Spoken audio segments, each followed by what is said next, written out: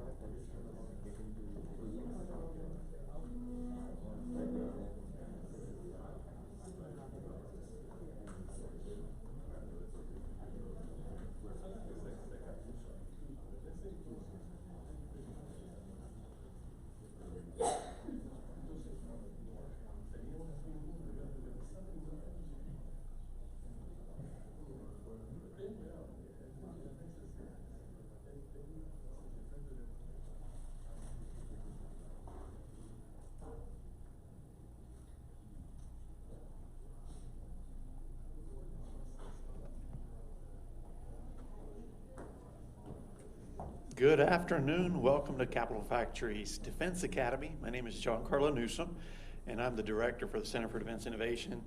We really appreciate everyone being here today. I want to welcome you on behalf of our founders, Josh Baer, Gordon Daughtery, Brian Chambers. It's really exciting for you guys to be here. I want you guys to feel our support. Our founders, they built Capital Factory basically from their own pain and suffering as entrepreneurs. So I hope you feel and see that we are here about raw substance. I'll share with you a little bit of my background, but a quick takeaway, I'm going to be like you guys. I'm going to act as an entrepreneur in residence today. So if you have feedback where you're like, hey, that wasn't that meaningful, or this was super meaningful, please let us know. So I also wanted to welcome you on behalf of Jorge Manresa. He's our VP of Federal Programs. And I also wanted to double tap that you, as entrepreneurs, just as entrepreneurs, whether you're building defense tech or not, are the greatest representation of our American values. If you think about it, your individual freedom is the greatest representation of what we fight for. Now that you're here with Defense Academy, that's a double bonus. So you're going to work to help support us defend this great individual freedom that American values represent. And just wanted to double tap how much appreciate you guys being here, and we hope you'll get a lot of value out of this event. I also want to thank personally Ben McNally. He's our program coordinator for the Center for Defense Innovation. He has built this programming for you guys with my colleague Nia T also, and so we're here to support you 100%. I also want to thank our partners that you'll meet that have contributed their time to help, again, bring a meaningful program to support you in your entrepreneurial ventures. So on that note, I will turn it over to Ben. Thank you, everyone. Just to get an idea of the makeup of today's audience, how many of you are here at Capital Factory for the first time? All right, decent number of you. Welcome. It's great to have you all here. So for those of you that are here for the first time, I'd like to give you a little bit of background as to who we are and what we do here. Capital Factory, first and foremost, is a venture fund. It's not a traditional fund that operates on a power law where it puts a tremendous amount of money into a small number of companies. We're actually the most active early stage investor in the state of Texas. The reason why is because we don't write the biggest checks, but we do write the most checks. So we're writing a check to a startup on average about once a week. That's for 1% advisory common stock. And those startups that join the portfolio and that partners fund will typically have the opportunity to go and then join the Texas fund as well when later funding rounds open up. Secondly, as you can see here, we have an events venue. So we host about 1,500 events a year, including things like this, things like Fed Supernova, South by, meetups, different events for folks that are doing different things throughout the community. Obviously, the film festival is going on here. We'll have, Austin Startup Week will be coming up soon. We're gonna have our South by House next March, and quite a bit of different things are going on here, which you can check out on our website as well as our various social media portals. Third thing is that we're a co-working space. But unlike other co-working spaces, we don't try to pack our co-working spaces with a tremendous amount of people. We like to think about our success as a co-working space as making the most connections per square foot, not the most money per square foot. We talked a lot here about manufactured serendipity, meaning that we don't exactly plan introductions all the time, but we do plan to try to make a space where people can make meaningful introductions. An example of this is probably about 4 years ago, there was a startup that was started to try to solve the lack of sustainable, dignified, and affordable housing here in Austin that some of you may have heard of, called Icon. And they met a guy at the time named C.Q. Brown, who is the current Chief of Staff of the U.S. Air Force, at the time was Commander of Pacific Air Forces. They now have gotten what's called a strategic funding increase from the Air Force, which you'll learn a little bit more about later today. And they also have a contract with NASA to 3D print habitats on the moon using lunar regolith. And they're also working on some contracts to do stuff on Mars as well. So when you are here today and you think that you might have something for the government, but you're not exactly sure what the value of that might be, I promise you, the government is looking for solutions to problems that you never even knew that the government had. So please keep an open mind, and I think that you're going to get a lot out of today's programming. Up first is Alan Apple with GovCon Readiness. He has done a tremendous amount for not only companies in our ecosystem, but also for us, and has been a stalwart partner of ours, and we're very lucky to have him here today. Thank you.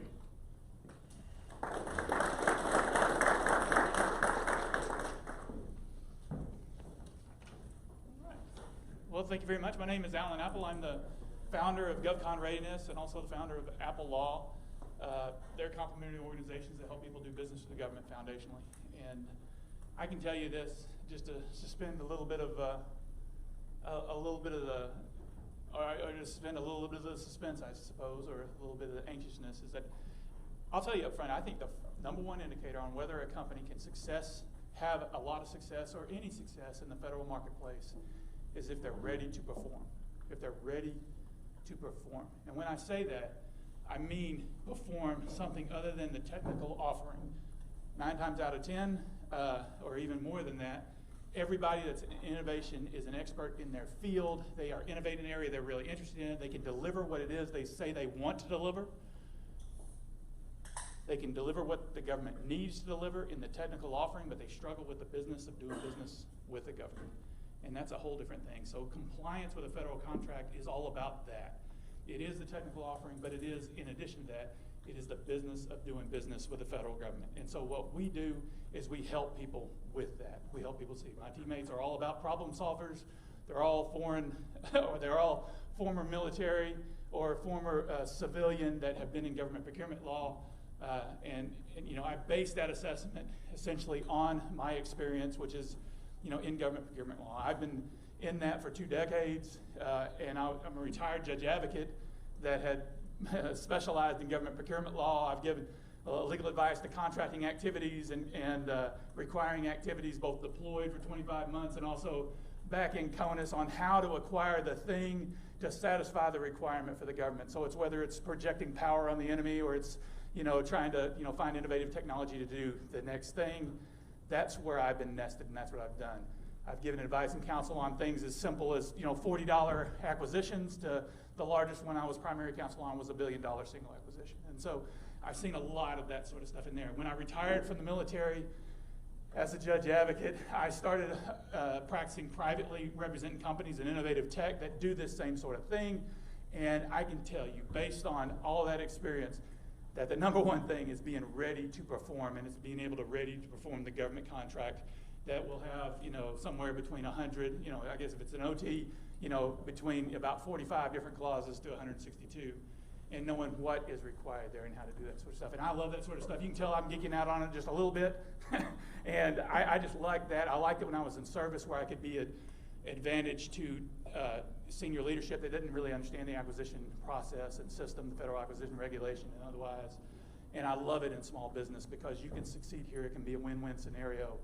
And you can walk away with a company that's more valuable and more productive and really develop dual-use technology in both marketplaces. And so that being said, I just kind of say all that, not necessarily to pump myself up, although I am excited right now, as you can tell, but just kind of put some context on there. So I'm going to tell you some stuff over the next 20 minutes, and then take whatever questions you have that are things that I wanted to hear. I thought when I was preparing for this, what do I want to give them? I've got 30 minutes. Do I want to give them all this detail about government procurement law, which, in a federal in a FAR-based acquisition, we used to do a 2-week course to all the senior attorneys in the federal government to let them know what the issues are, what the state of the law is, what the process is, and all that. And we used to do that. That would bore you to death. You wouldn't like it. And so I wanted to kind of approach it from this aspect. I started thinking, what would I want to know based on my experience? What would I want to know in 30 minutes that would help me with a better understanding of government contracts and how to succeed in this area? So next slide.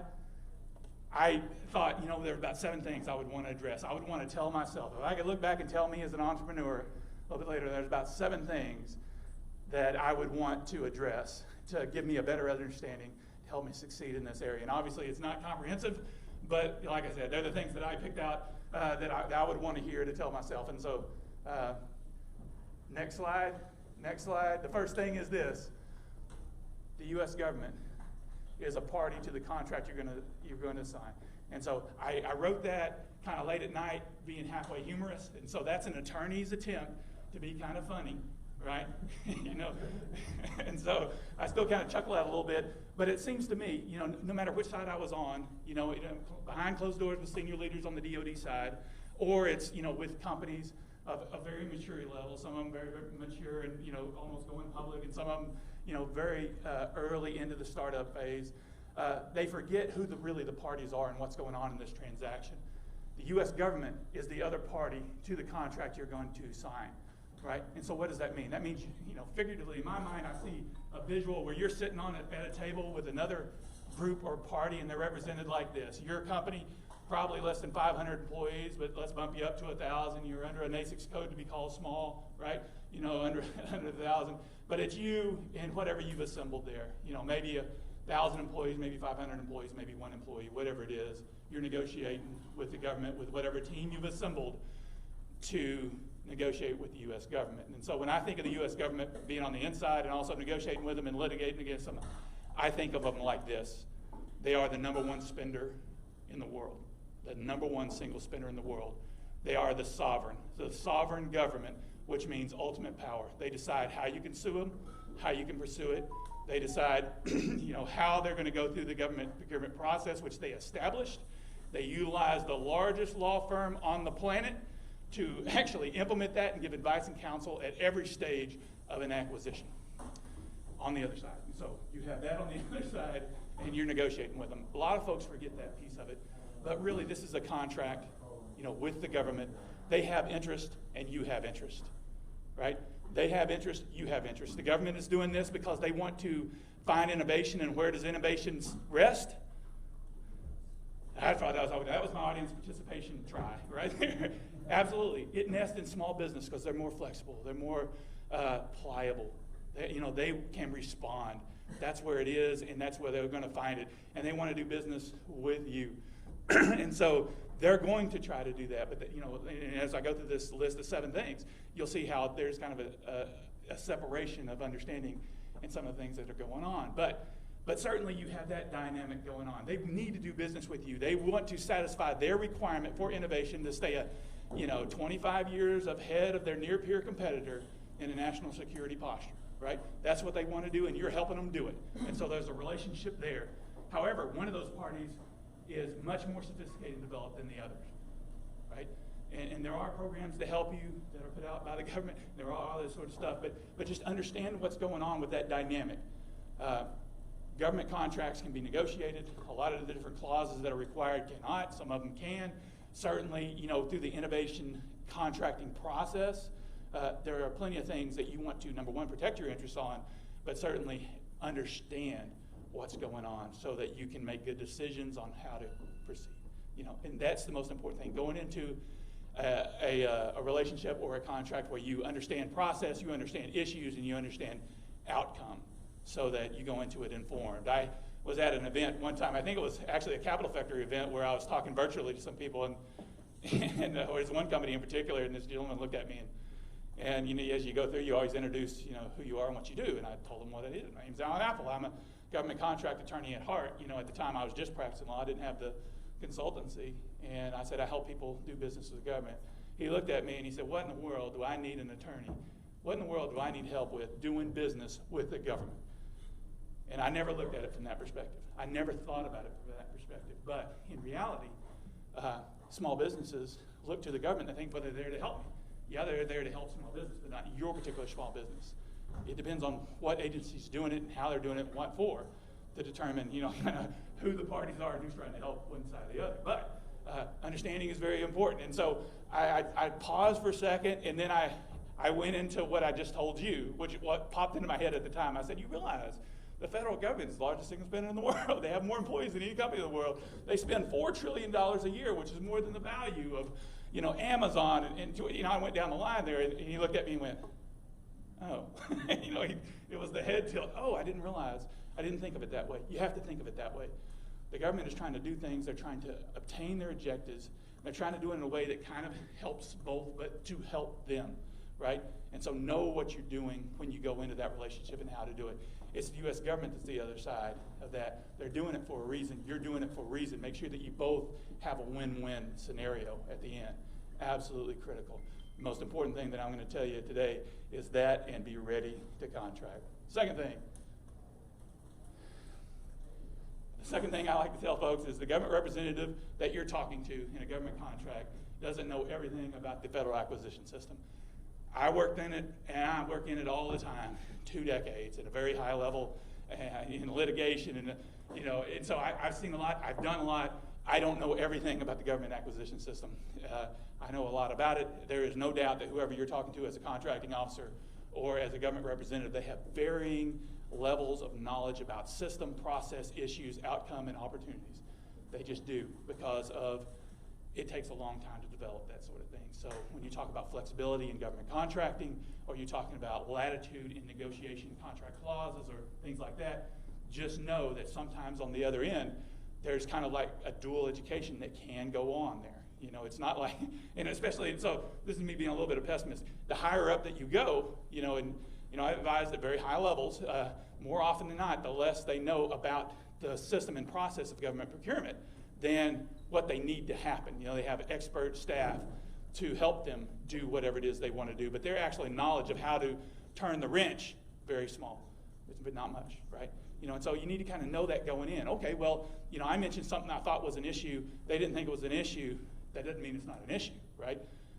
There's varying knowledge levels there. So no matter who you're talking to out there, guess what? Especially in the contracting officer regime right now, because the experience level of contracting officers out there, which we'll talk about as a role, has changed a little bit as we go down this list. About 15 years ago, if you had a contracting officer with an unlimited warrant, that means that they had some experience. They knew what was going on. You could really have that dialogue with them. Now it's a little bit different, right? You can get an unlimited warrant much earlier, in 5 years sometimes with limited experience, because they want to spend more money. And so that's kind of a revelation to a lot of folks. So I like to tell them up front, hey, the government doesn't know everything. And so sometimes to hear it from folks that have been on the inside and are now practicing on the outside is a good thing to hear from. And so that's the second. Number 3,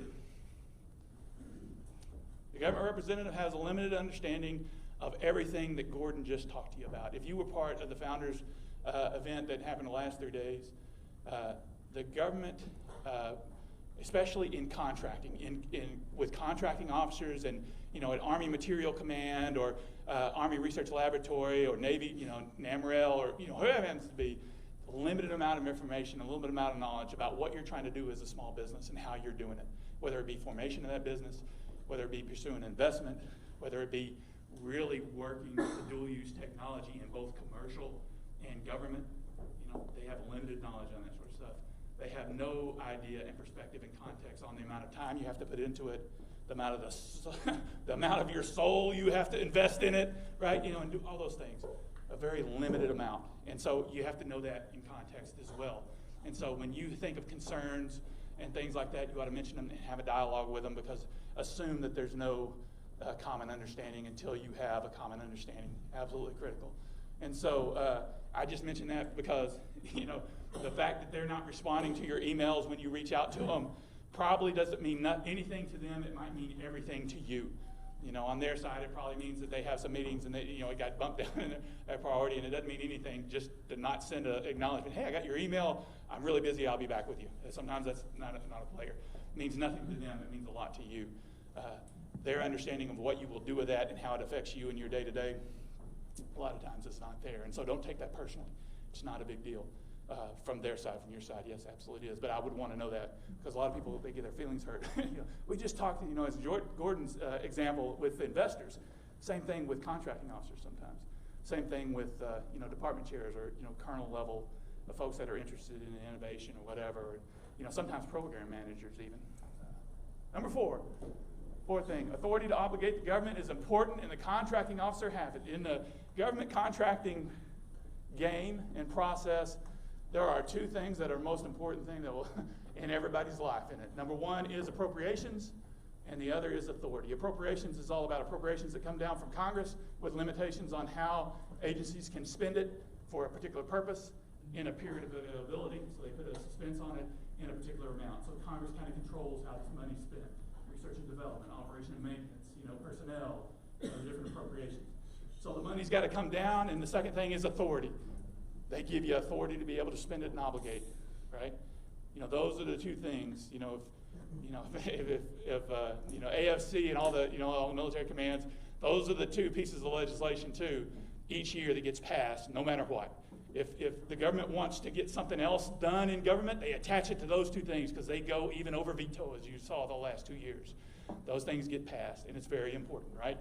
So authority is super important. Know this. If you know nothing else, if you don't remember anything else I ever told you, whether we part ways now and never talk again, in a government contract, the contracting officer has authority to bind the government and obligate the government. They have authority to change the contract. Everybody else does not. Everybody else does not. The commander does not. The 06 does not. Unless he has a warrant that tells him he can, most of the time it's no. It is the contracting officer on your procurement. If they're asking you to do something, make sure you get it in writing by email or something from that contracting officer so that you can actually do something with it. You can explain why you did it and then request an equitable adjustment, probably upwards, to get compensated for that. The contracting officer has authority by a warrant to do that. Other government officials do not. Know who, you know, it's good to take direction from other folks, but go back to that contracting officer and get that stuff, get that information from them, because it's going to help you. It's absolutely going to help you at some point. And that written correspondence is money in the bank to be able to get that sort of stuff. Authority to obligate the government is important and nested in the contracting officer. Number 5, the government has a process, and as I mentioned a little bit earlier, they develop the process, they develop the regulations, they develop the system by which you're going to operate in, but they have to follow it. That doesn't mean they know all the rules, but they have to follow those rules. Right? And so when they're trying to get you to do something that's outside of the scope of the contract and they don't want to go through a formal change, that's a problem. When they want to talk to vendors beforehand that are, you know, not in innovation, if they're just doing a regular solicitation, they're giving information to one and not the other, that's a problem, right? You know, whenever they're trying to ask you to do things that are kind of outside of the original contract itself with intellectual property, hey, they want to come give a tour of your intellectual property at your facility. You got a problem with that. You kind of feel like you're in an area where I can't say no, or I can't say no. What can I do? Well, there's a system and some rules in place for a reason. You need to know what they are so you can operate to protect your interests and get the full value out of a government contract. Absolutely critical. Number 6. every tool that a contracting officer has, every tool that a command has, every tool that an agency has, a federal government agency has, to acquire a thing or to change the conditions in which it can acquire a thing, they will utilize. Doesn't matter how much you think they like you. It doesn't matter on what panel you sat with them on. It doesn't matter if you were up here with the Assistant Secretary of the Army for sustainment and logistics. It doesn't matter. If they decide the next week that all of a sudden that they don't like the progress that you've had, that they don't have enough money to continue, they can do a partial termination for convenience, for the convenience of the government, and move on, right? What that means is, of course, a lot of technicality to it, but there's a settlement process that comes after it that hopefully doesn't injure you a whole lot, but it doesn't mean a whole lot for that option they were probably discussing with you, or continued funding. Great. I'm on time, so I'm pretty excited about that too. I'm just bubbling over. But it's important to know all that sort of stuff, because I have a lot of folks that I talk to in this industry that think, oh, well, they really like me, and I don't want to insult the client. I don't want to make them mad, is really the way they articulate it. I don't want to make the government mad by asking this question. I don't want to make the government mad by submitting a request for equitable adjustment on this contract change they did. When that happens, essentially, the amount that you've invested in that contract to perform it, the cost, the time, the money, the relationship, stuff like that, the profit margin starts getting very small. When it gets very small, all of a sudden your patience gets very small, and your desire to do business with the government gets very small, because that's not there. And I can tell you by policy, the government doesn't want that. In practice, sometimes that happens because you don't protect your interests, but in policy, they want to make sure that, especially in innovation, that you have enough profit to be viable, such that the commercial marketplace has your offering at some point and they can get it at a lesser cost a little bit later on. That becomes absolutely critical. But there's a process to get there, and unless you kind of leverage all the things that are within the acquisition system to get there, then you're probably not. You could be in one of the situations where you didn't really know what you were doing your proposal, and you didn't really contemplate all the compliance requirements you had, or some of the costs you had, or one of the changes that were in there, and all of a sudden you're not making any money, and you're thinking, well, I don't care. I'm getting out of government contracting. I'm getting out of it because it's not profitable enough. This is craziness. It's chaos all the time. Blah, blah, blah, all this stuff. It doesn't have to be that way. Being ready is important, and knowing process and issues as you go through is very important. And you can be sure that the government's going to utilize every tool in the world that they have, that they get what they need. But you have those same tools. You know what the system is. So I find that great. It's great if you got the rule book, right? And number 7, the last thing, contract compliance is harder than you think. As I said earlier, I've never had a client in this field at any point that had a problem with the technical offering. They're all geniuses, whether they're launching things into orbit, for SpaceX, or whatever they're doing. They're geniuses in whatever they do. They're in innovation because they like that area. They love it. They never fail at it.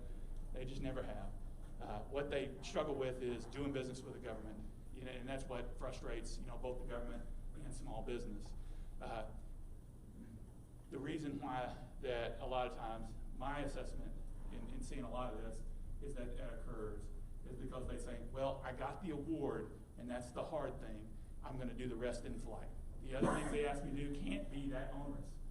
Well, everything's a crisis when it's at the last minute after award and you're worried about doing the right thing.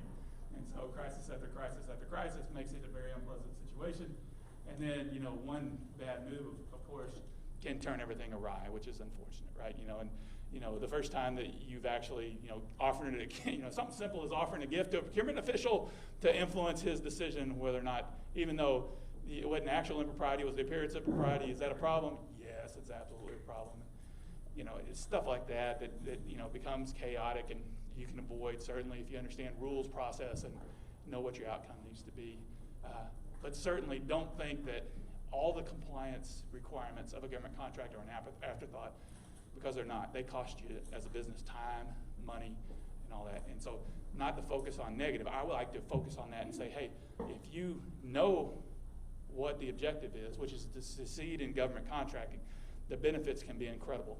The tacit endorsement from the federal government to do business with the government can increase your valuation, help your positioning anytime you're going for investment, everything that Gordon was saying, right? hey, I've got this great contract we're signed, we just signed with NASA. They wanted me to develop this. Well, NASA can't say, hey, we like this company, but they can sign a contract with you, which says the same thing, which says we like your offering, increases your value, right? All that is great. The rewards can be incredible, but you got to be ready to go into it and do the things that they want you to do. And so, as you can see, and you can tell I was condensing a lot of discussion and a lot of things that I wanted to identify in a very short period of time. But there are things that I probably wouldn't want to hear and kind of process and digest a little bit, so I could utilize it to figure out how I was going to do business to government, how I was going to manage that relationship and how I was going to perform a contract. And so that being said, I had just a couple of minutes, and I was going to take any questions that you had, or stand in the back and field any questions that you had. You want me to just cut it off here, or do you want to do questions? Questions are good. All right, here we go. Anybody? Yes, sir. Alan, great presentation. Question. We just sat through a presentation on VC capital and so forth. And of course, I've talked to you about our tech, which is not ready for prime time. It's still in the prototyping and pilot phase. So for those of us not wanting to dilute capital, who aren't quite ready to deliver, what's your recommendation?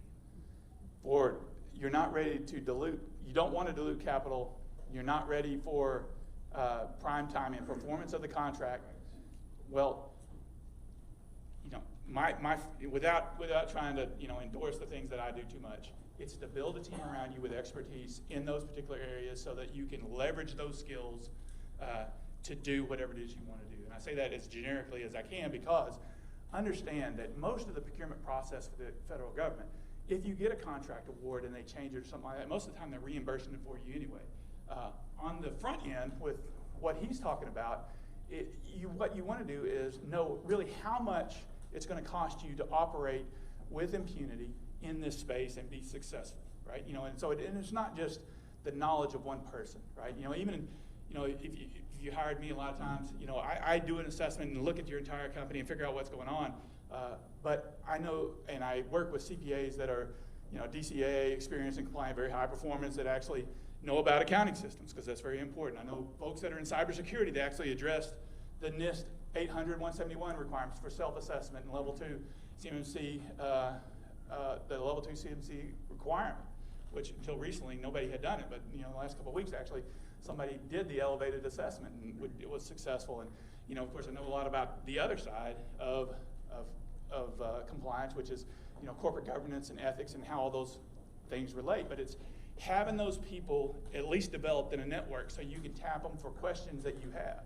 Even if you are a company where you want to do most of the work, you almost do yourself a disservice by trying to do it all yourself, because there's context that can be provided that can make your time so much more efficient if you had the answer to this one question in this one area that has to do with contract clause 52-208, 7019, or whatever it is.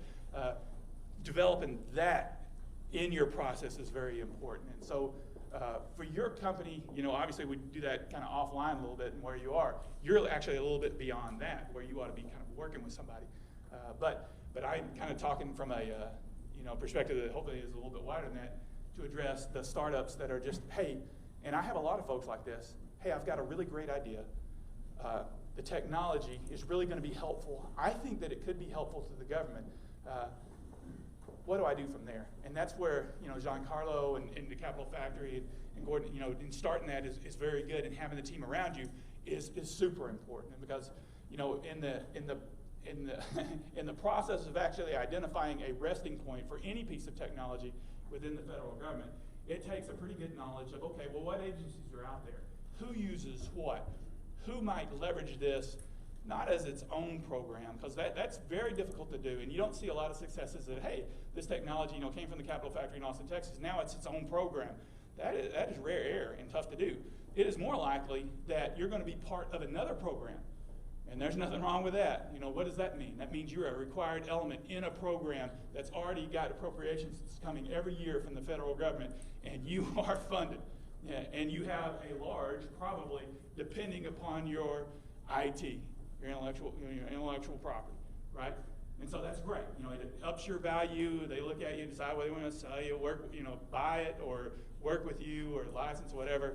It can be a great situation. But But that being said, were there any other questions? Yes, sir. That's a good segue to my question, is IP related. And I have my very first government contract, so I've been looking at IP, and we've talked about government rights in the 5 years. It's a small business tech transfer program. Mm-hmm. And so the technology that we develop is ours. So we own the IP. The government doesn't own the IP, but they have this government license. Right. Could you talk about what that means Yeah. a little bit more? Yeah, and so it's one of my favorite things to talk about actually in this area, because whenever you get any one of these programs or one of these events where they like to talk about government funding, that's the primary concern of most of the businesses that are involved. It's okay, if I am in this and I'm developed in intellectual property, who owns what and who has to do what? That's really the question that he asked, which is great. Normally by policy, the government doesn't want and will not take ownership of the intellectual property that you develop in a government contract. They don't do it. They don't want to do it. As a matter of fact, with Bayh-Dole and a lot of other legislation out there, they want to take intellectual property and patents that they do hold and get it out in the commercial marketplace and allow that to essentially do the things that economies of scale do, and that they drive down prices and all of a sudden they can get it on the commercial marketplace.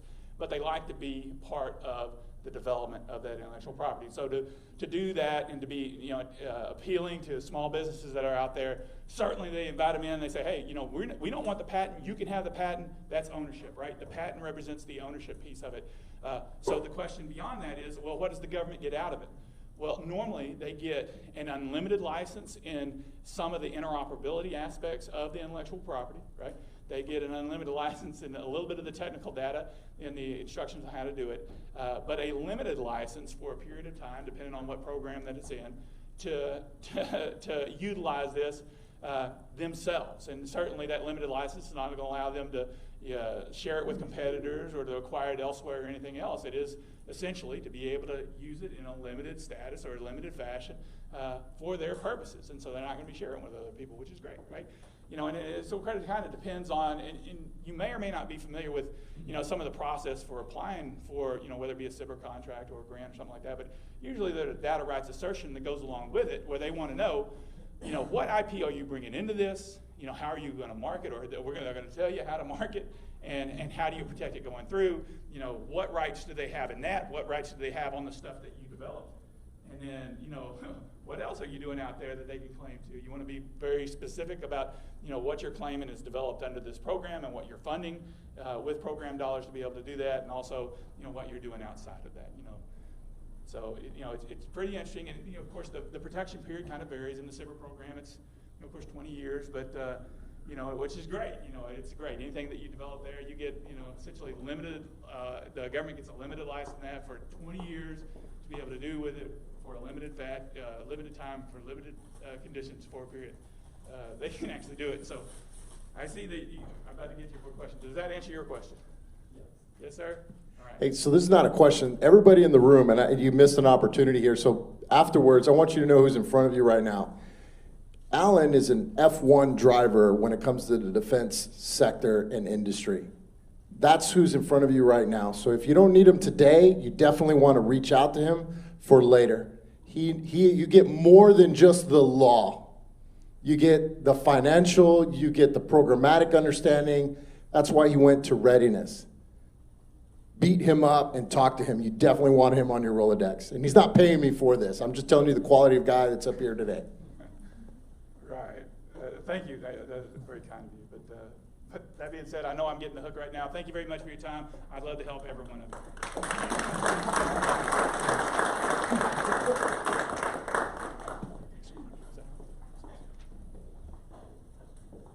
All right, we're going to take a 5-minute break, and then we're going to get going with DODX Roundtable. Thank you.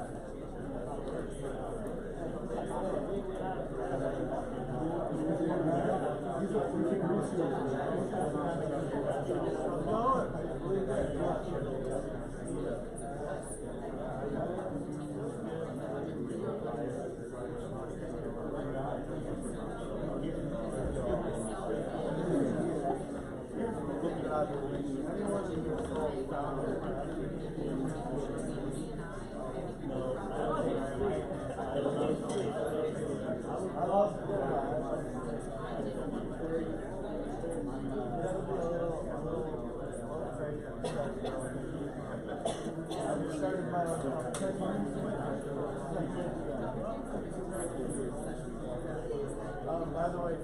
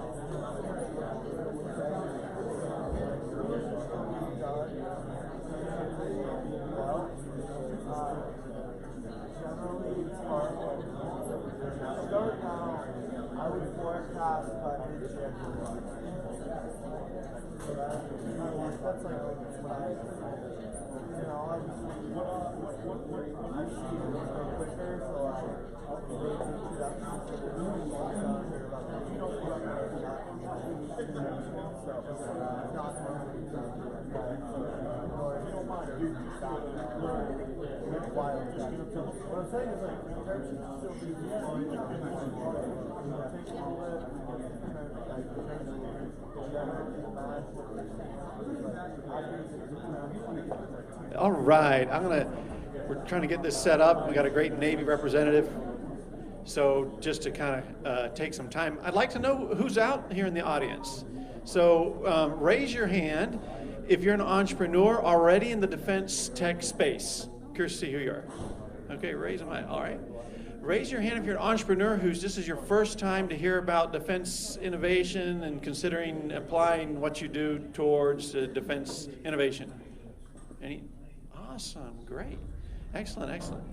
How's it going so far? Awesome, thanks, John. Great to see you.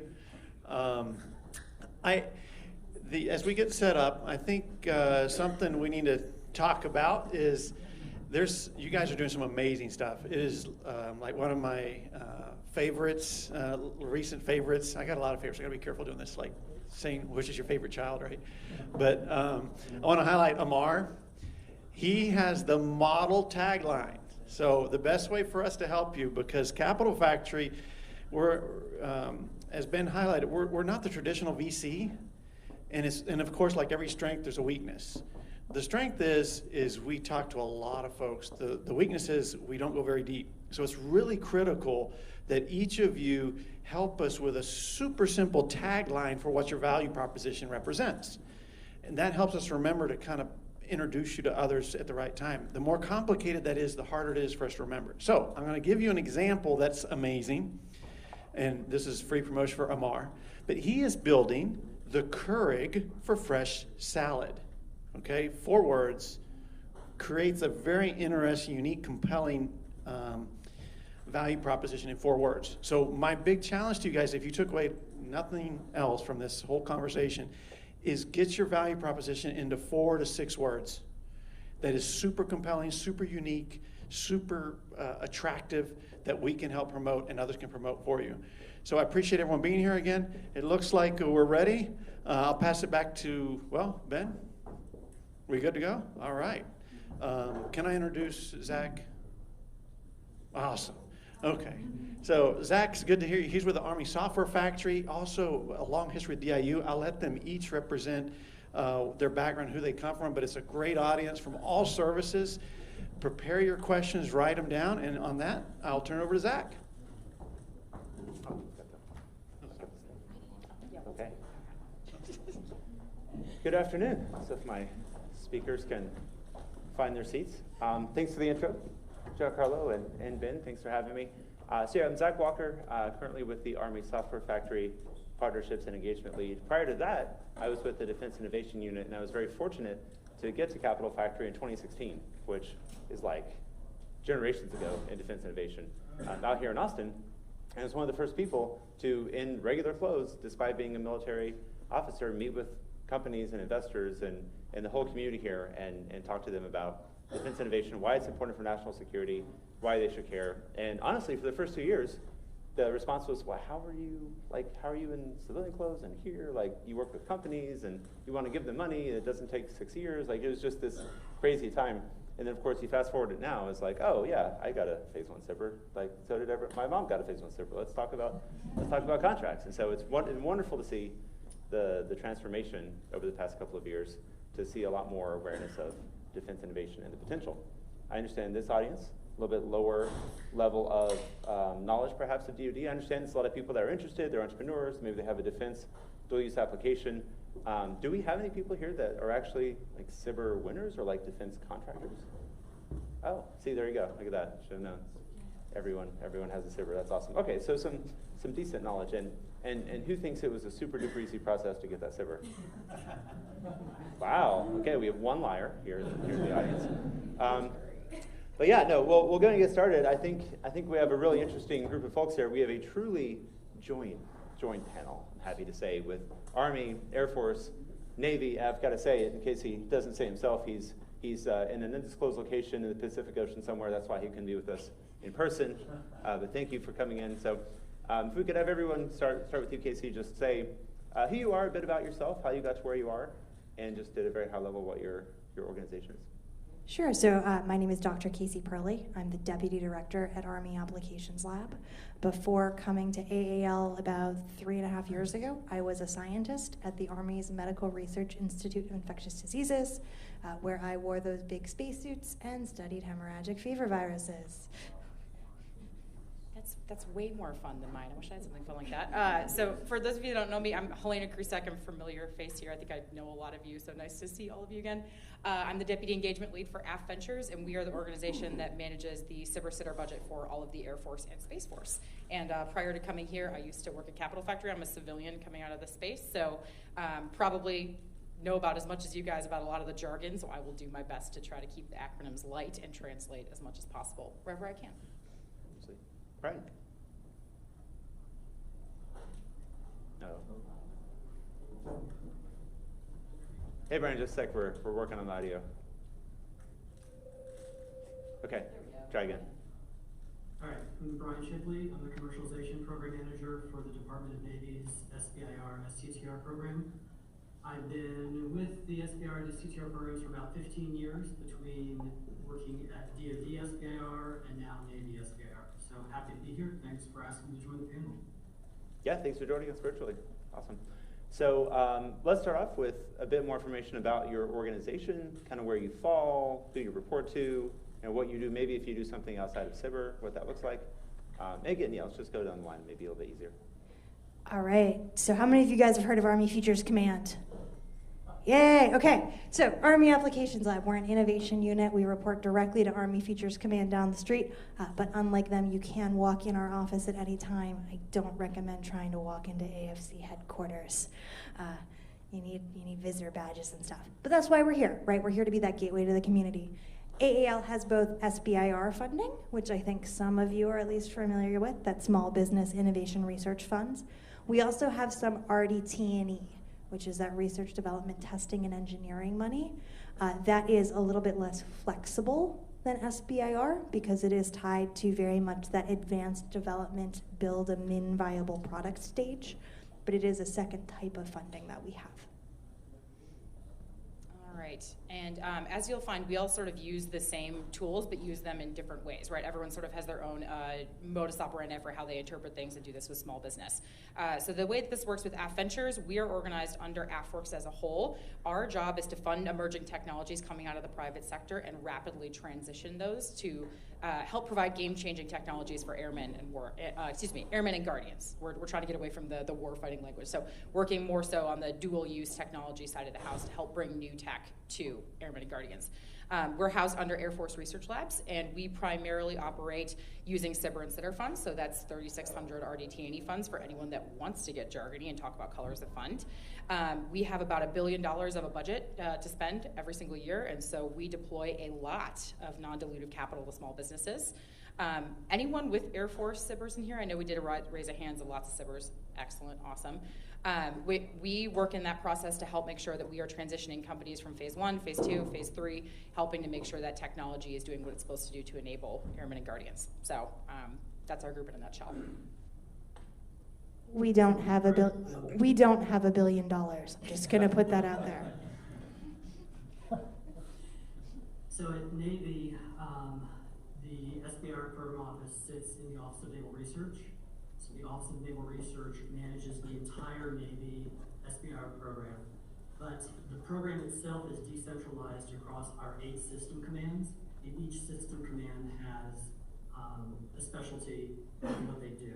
NAVAIR, NAVSEA, ONR, SSP, Marine Corps, we have 8 of those, each specifying the topics that they want to receive proposals against, and they do all the evaluation and awarding at the SysCom level. We just manage at our level our transition programs, the BAA process, and the overall systems for the entire program. But our system commands, our SysComs, manage the processes themselves. And we have about $450 million that we execute to small businesses annually.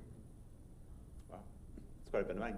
So you mentioned BAAs. I'm not sure if everyone knows what that means. It's another awesome acronym, broad agency announcement for those that are keeping track. But it brings up a question I'd like to ask each of the panelists is, how do you find these innovative dual-use companies or in partnership with academia? How do you track them down? How do you find them?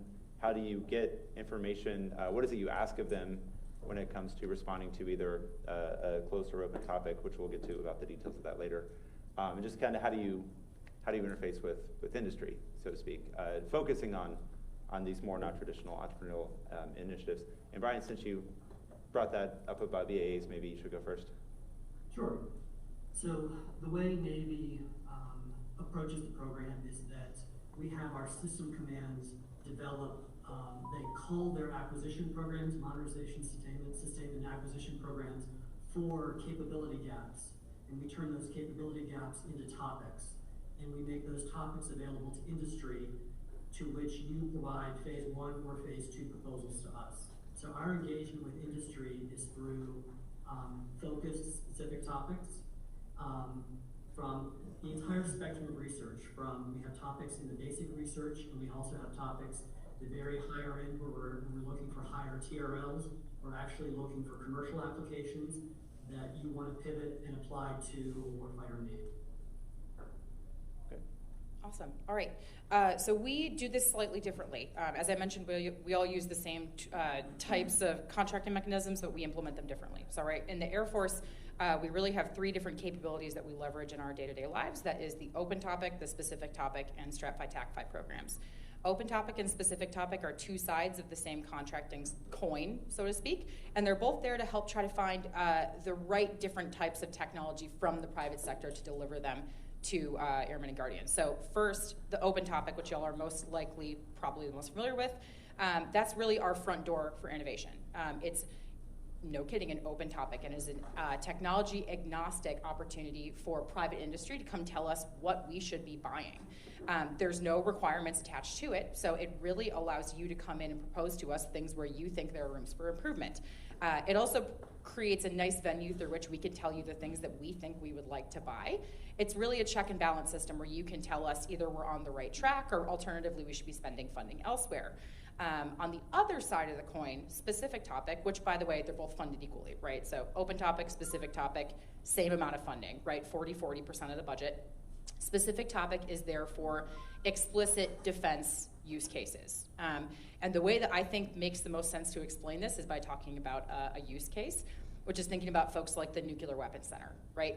If the open topic is there to find the best of the best from the private sector, folks like those operating at the Nuke Warfare Center are probably not going to have an easy time finding something that makes sense for them out of the private sector because there isn't a really good commercial counterpoint to nuclear weapons purchasing, right? The US government is the primary customer for that. So they're inherently going to have a hard time finding technology that makes sense for them.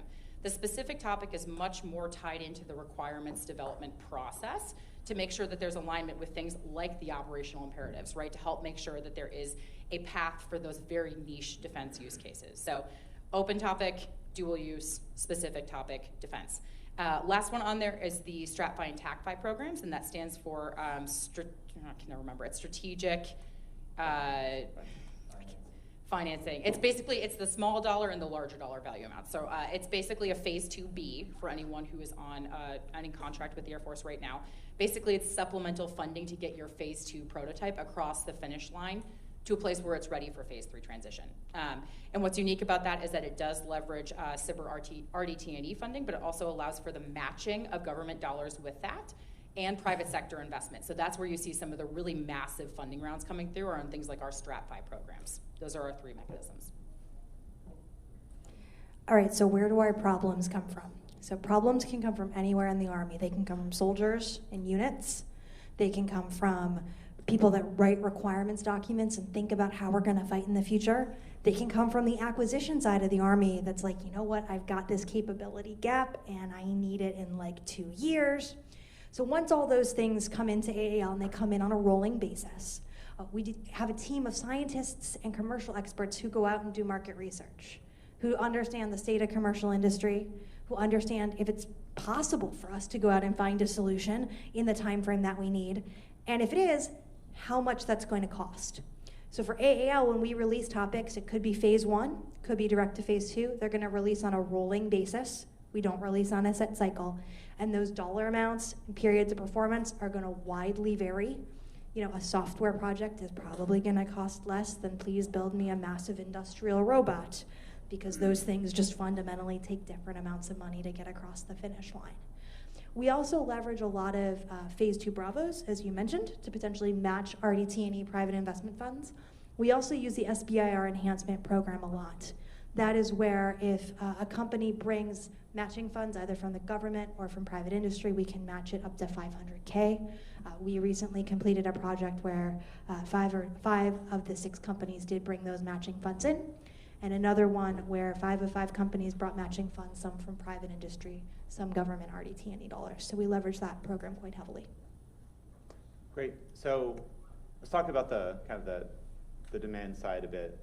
So you have, it sounds like soldiers and airmen can both submit problems or ideas or things that they want to see solved, and that could eventually turn into SBIR topics or possibly connect to these open topics. Is that right? Like how do you know what to work on? So for us, regardless of who submits the problem, we will not put it out to industry unless 2 critical groups of people are on board. One is the end users. These are the people who are going to do not just soldier touch points, but like iterative design. Sometimes we even embed companies with a unit for like 6 months for them to really get that daily feedback back and forth on their product. Second, we don't put out a topic unless we have a transition partner on board. This is going to be, at the end of the day, who buys that technology. Most of the time in the Army, that is the acquisition side of the house, somebody we call ASALT, the Assistant Secretary of the Army for Acquisition, Logistics, and Technology, which is a mouthful, so go with ASALT. Sometimes, though, that could be our Training and Doctrine Command. It could be our Special Forces community, or it could be a unit itself, like one of our national training centers that only needs 10 or 20, so they're just gonna buy it out of their budget. So yeah, that's kind of like, once all those people are on board, that is what helps us get that topic across the finish line. You can have great ideas as a soldier, and we want to help you solve them, but unless there is that pathway across what we like to call the Valley of Death, which is where good technology goes to die because there is no catcher's mitt in the congressional budget like you guys just heard about, we're not going to put it out there because we want to build that bridge before we release a topic.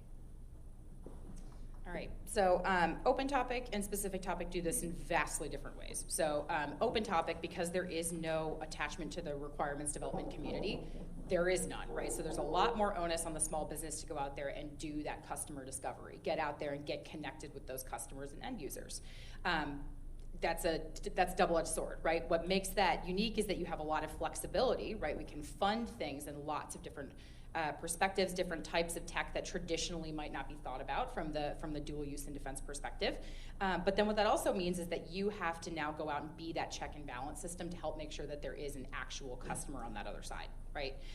We leverage something that we like to call our focus areas dashboard, which is a public listserv of all of the things that really any airman or guardian decentralized across the organization can come to us and say, here's a thing that we think we want to buy, right? We're not sure we want to buy it, but here's something, a problem we might be seeing that we'd like to pose to community in like a very open setting. What's unique about that is that it doesn't require the government to come back in and purchase anything, right? So what's unique is that it allows us to then go out and have more of those conversations, to go out and scope out that effort, because there isn't that requirement of committing their funds to that project. You're effectively using our DAF SBIR budget to go out and fund these things, which is a huge de-risking opportunity to help make sure that the tech that you are interested in from an airman or guardian perspective is something that might be valid, right? So that's a huge win. With that come growing pains, and right, we're trying to figure out how we scale that up, because we've done the top end of the funnel, we've got all the companies in, now we're working on figuring out how we improve those transition metrics. So that's one thing that we're working on. On the other side of the house with specific topic, because requirements are so built into the process, it's very rigid. So you do have to work with our specific topic team to help define those requirements before you can even be considered for inclusion in that specific topics open cycle that happens triannually. We submit on the DoD BAA, so that's when that one comes out. Look for those there. And it's much more specific, like I said, because it is focused on those defense use cases. It is much more rigid and stringent. But what's great about that is that once you as a small business are bought into a specific topic, there's the implication that a customer and end user is bought into the process as well, right? They've already done some homework to help make sure that there is a funding vehicle on the back end to help get your transition across that valley of death. So two totally different mechanisms to try to see how we can hit the same problem from multiple sides. Ryan, how does it work for you guys with, do sailors submit ideas? And yeah, on the requirement side, we're going to do all the alignment for you. I think that's what's unique about Navy. We've always done it that way. And to date, it's resulted in Navy having 50% of all of DoD's commercialization. We do $1 billion worth of commercialization, government-funded only commercialization per year. And the reason that it's so successful is that we've done the alignment. So when you're looking at a Navy topic, it's already aligned to a Navy program office. It's been sponsored by one of our PDOs, and it has funding on the other end. And we're even showing you all those things in the topic. We're even giving you a list of potential transitions, that program of record and potentially other programs of record. So when you're proposing, you know exactly what you're proposing to. And when you get an award with Navy, you're already tied to somebody, a specific program, who wants the research that you're conducting, and they're pulling it toward them because they have the money to transition it as well. And all of their requirements are coming from the National Defense Strategy, their campaign plans, and their SysCom specific priorities. Excellent, excellent. We've talked a bit about open topic and closed topic, and I think this is something really important to break into. And I don't know if it was mentioned earlier, just with the most recent National Defense Authorization Act, this idea of open topic being opened up across the services. Air Force, of course, the pioneer in doing it for the last couple of years. It sounds like it's going to be a new thing for Navy and Army, and I'd love to get a sense of, both from Army and Navy, what are your plans for Open Topic? What's that looking like? And then from Helena, your advice to the services as they embark on their Open Topic journey. So like everybody else, we saw that in the National Defense Authorization Act, and we went, what does Congress mean by that? Because Open Topic can mean a lot of things. It can mean exactly what AFWERX does, which is this totally open technology agnostic topic. And we did a joint Open Topic a couple of years ago, and I got to see the back end of that, and oh boy, that's a lot of work on their end. So we were very lucky. We actually had some congressional staff members from the Small Business Committee that put out that legislation in town Tuesday. It was Tuesday of this. It was this week. It was Tuesday, I think. The weekdays run together. I have an 8-month-old. Exactly. So we asked them, we said, what did you mean by Open Topic? And they said, we just want SBIRs that don't have rigid technical requirements so that we can help commercial companies bring new ideas that we haven't thought about. So it turns out AAL did that. And we're like, oh, guess that counts as an open topic. So for example, sometimes AAL will put out very specific topics. A great example is a recent topic we had about building a better motor generator for Class 3 UAS. Guess what? It has a housing it has to fit in. It has some connections on the bird that it has to be able to meet. You gotta meet these specifications. But sometimes we put out topics that say, help us help field artillery fire faster. And anybody from a robotics company to an inventory management company can come in with a part of a solution to that. And that's an open topic. So AAL's been doing those for a while. I think you'll see Applied SBIR has been doing them for a while as well. SBIR is a little decentralized across the Army, so other entities that use SBIR dollars do similar things. So I think you'll see a little bit of growth in that across the Army, maybe fewer topics that have like really specific specs and more that allow for creativity. But in general, at least AAL is not putting out a technology agnostic topic anytime soon.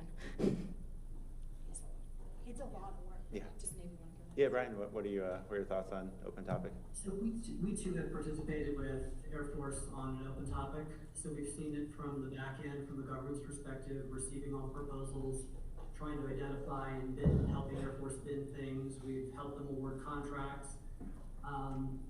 It's a lot. And when you don't run your process like that normally, it's a culture change as well. I think Air Force's innovation in this area has brought a lot of interesting conversation to the topic. I can't say that Navy necessarily agrees that it's the best way to go and that we will invest a large percentage of our portfolio in this area, but we're willing to try it. And of course, Congress is telling us that we will be trying, so we will try it. But I think what Navy's going to do is we're going to put guardrails on our open topic, left and right guardrails.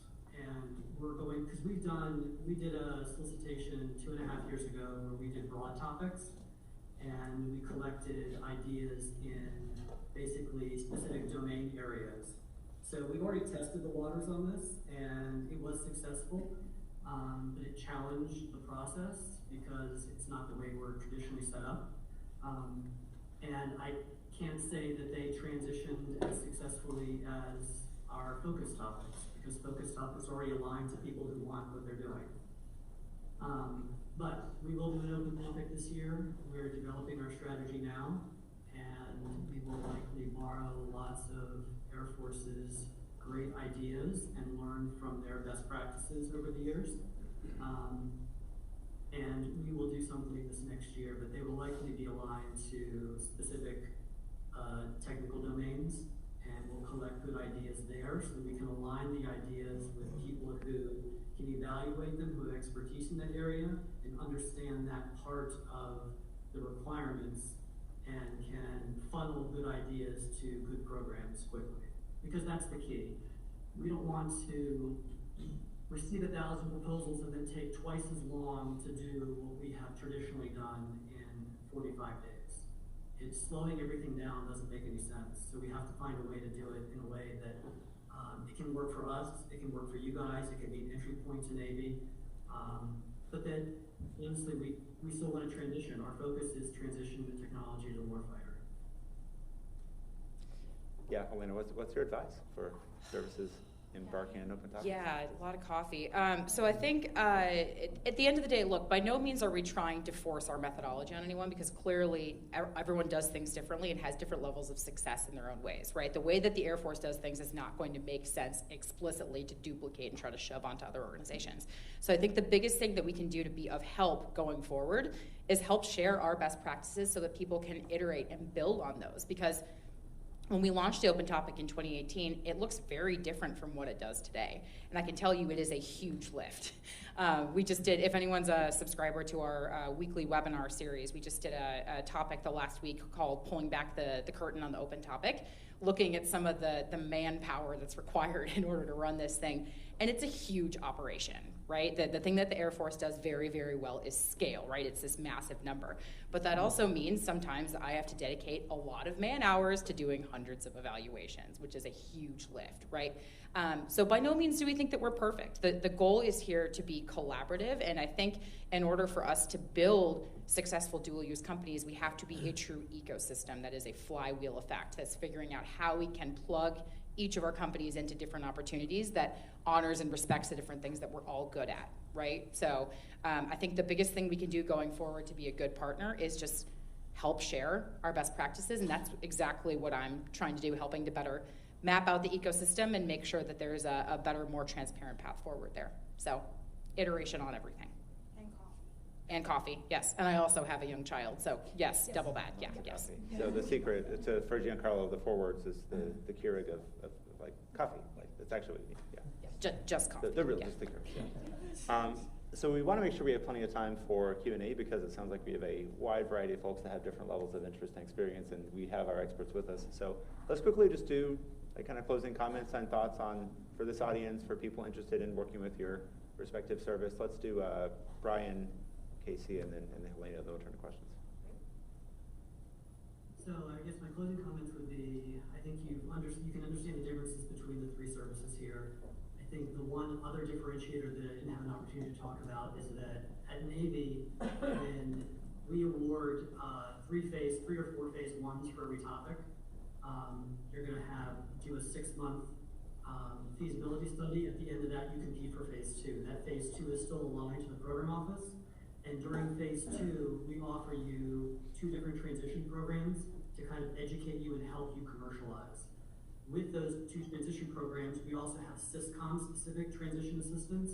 So I think between those 3 opportunities, we're offering you a lot to get your innovation over the valley of death and into the commercialization arena. And I look forward to taking your questions and talking to people offline. My email address is on our website, navysbr.com. And happy to take questions from anybody via email as well. Awesome. So for AAL, obviously all of our SBIR topics post on the Defense Cyber Sitter Innovation Portal, also known as DCIP. But we don't only do SBIR work, so if you follow us on LinkedIn or go to our website, aal.army, you can see what topics we have open at any given time. You know, I've been doing these for about 2.5, 3 years now, and every time people ask me, is your methodology working? I kept saying, well, our projects are 3 years. Get back to us in 3 years, and I'm losing the ability to say that.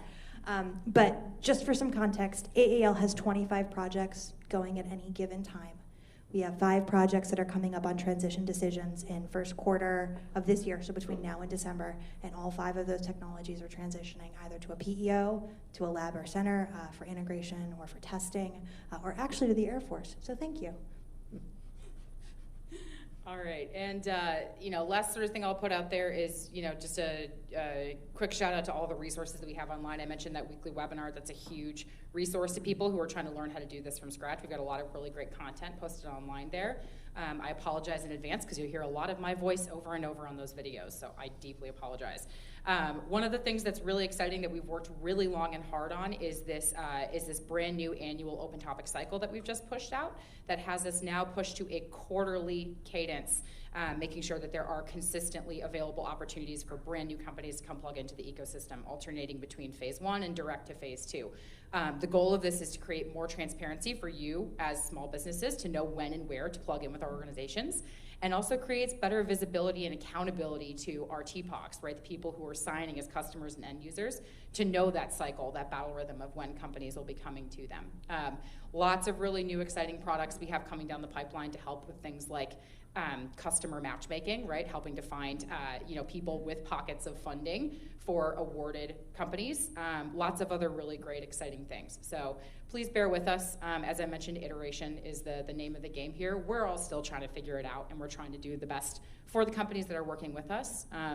Also, a lot of really hardworking civil servants on this side of the house too. So we're always open to your suggestions. We want to help as much as we can, but please be patient with us because it's a long process. So that's all I have to say. Thanks y'all for having us here, and happy to field any questions from any of you.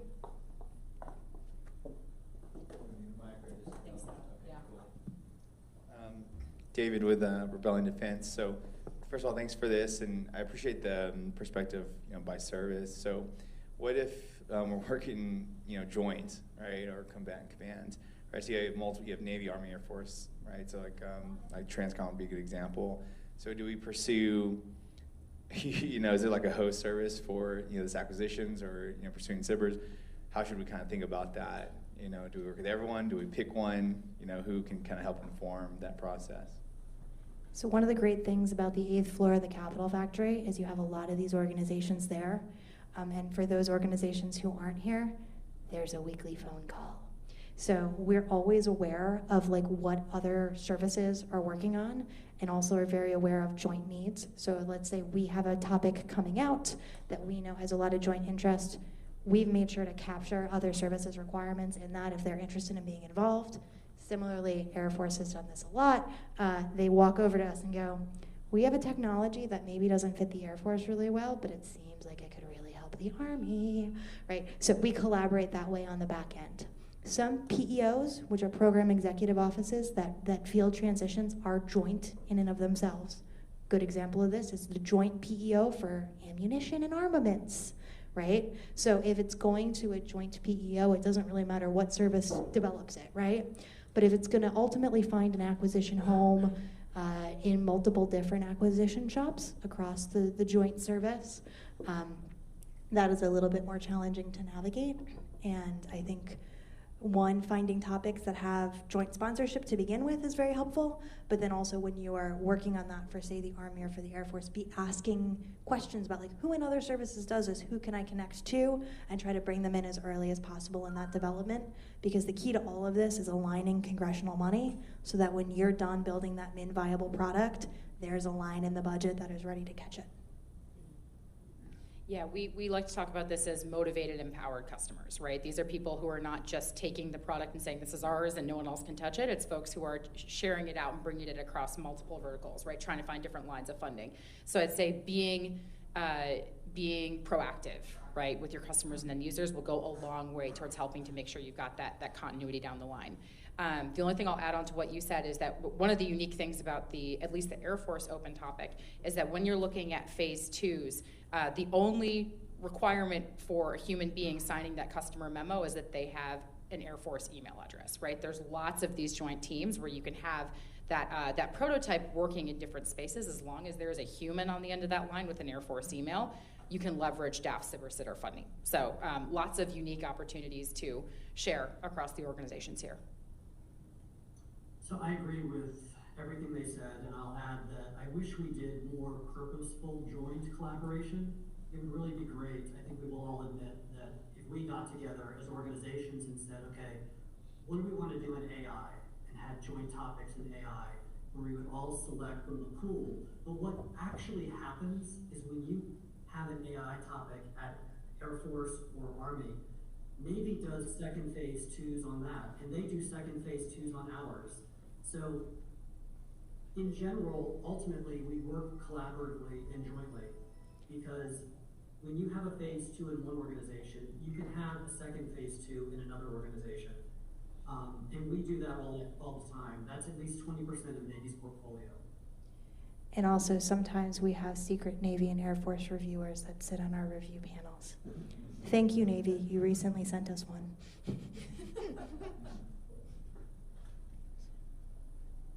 Any more questions? Oh, Mr. Friend. Hey, y'all. Helena, this one's for you. What is the Air Force doing for selected not funded companies in terms of matchmaking in the future? Great questions. Like you're teeing me up for all these projects I'm working on personally. So thank you for that, sir. You're welcome. Kind stranger in the audience. So a couple things. In terms of what we're doing, so future plans coming down the pipeline, but in terms of MVPs, we're doing a couple of different things right now. One of those is a selectable, not funded sort of support group in one of our community platforms to help try to socialize opportunities amongst the different organizations. So PM from inside the Air Force organization manages that, and they're working on onboarding all of the companies that received selectable, not funded designation from that past cycle, bringing them into this community and helping to understand their products so that we can help try to find counterpoints across the organizations where we might be able to transfer those awards to. That's one of the benefits of the SBIR program, right? Is that even if you are selectable, not funded, you still receive that sole source justification in order to be able to work with anyone who leverages SBIR funding, right? So there is that transfer mechanism. That is currently in the MVP stage, and we are doing that highly manually right now. It takes a lot of time.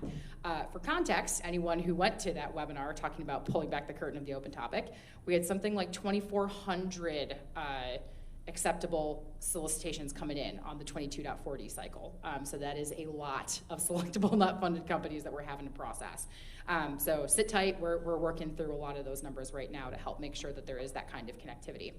Another one that is coming down the pipeline that I can speak to because it's in sort of testing phases right now, it's already funded and we're working on building it today, is a matchmaking platform that will connect everything in the backlog of anything that was deemed selectable, right? Whether it was selectable funded or selectable not funded, building that back roster of everything that was deemed selectable and putting it in a no-kidding library where different customers from across the Air Force that have funding can go in and look for things that might match with requirements that they have or needs that they have. Looking for opportunities either to do phase 2 products together, do those prototypes, or alternatively, direct to phase 3, right?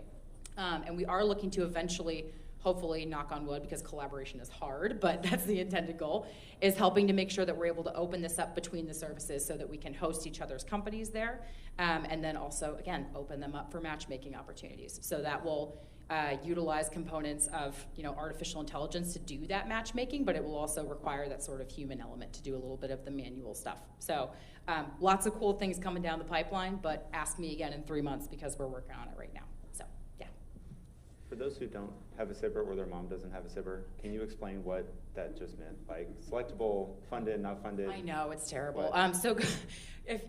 So go back and check out our weekly webinar series. We put all of our slides online there where we have a really nice like quad chart of what that is, right? So there's selectable and not selectable, and then there's funded and not funded. Selectable funded basically means that you qualified, you passed all the minimum standard things in order to pass the bar to say that you are eligible for award, basically, and that you ranked high enough in sort of the criteria of things that we evaluate against, right, our sort of internal priorities of what we want to fund.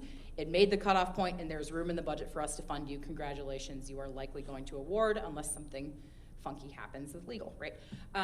Selectable not funded means that you are still eligible, but there just wasn't enough funding in the budget, which does not mean that someone does not want to use your technology. It just means we didn't have enough budget to fund it. So even though we have $1 billion budget, about $600 million of that I think is earmarked for open topic SBIR. Do the math, reverse engineer that of the sheer number of applications that we have coming in against the budget, and there's only a certain number of companies that we can award at the phase 1 and phase 2 cycle, right? So it means that you're still eligible to receive funding, but it means with this certain round that you are not being funded at this time, right?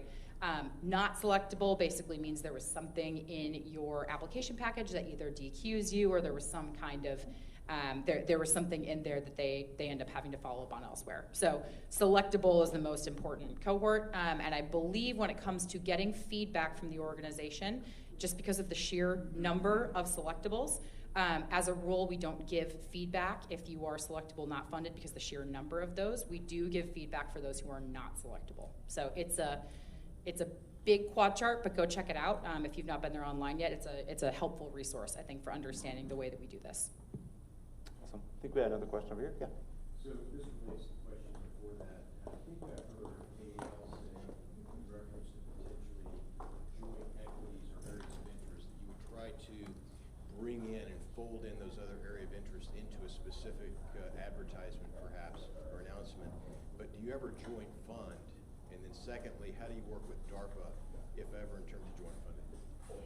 Okay, so I'm going to take the easy part of that first. We do work with DARPA.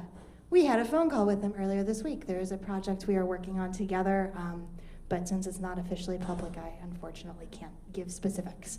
The thing about DARPA is they do really, really cool, high-risk exploratory research, right?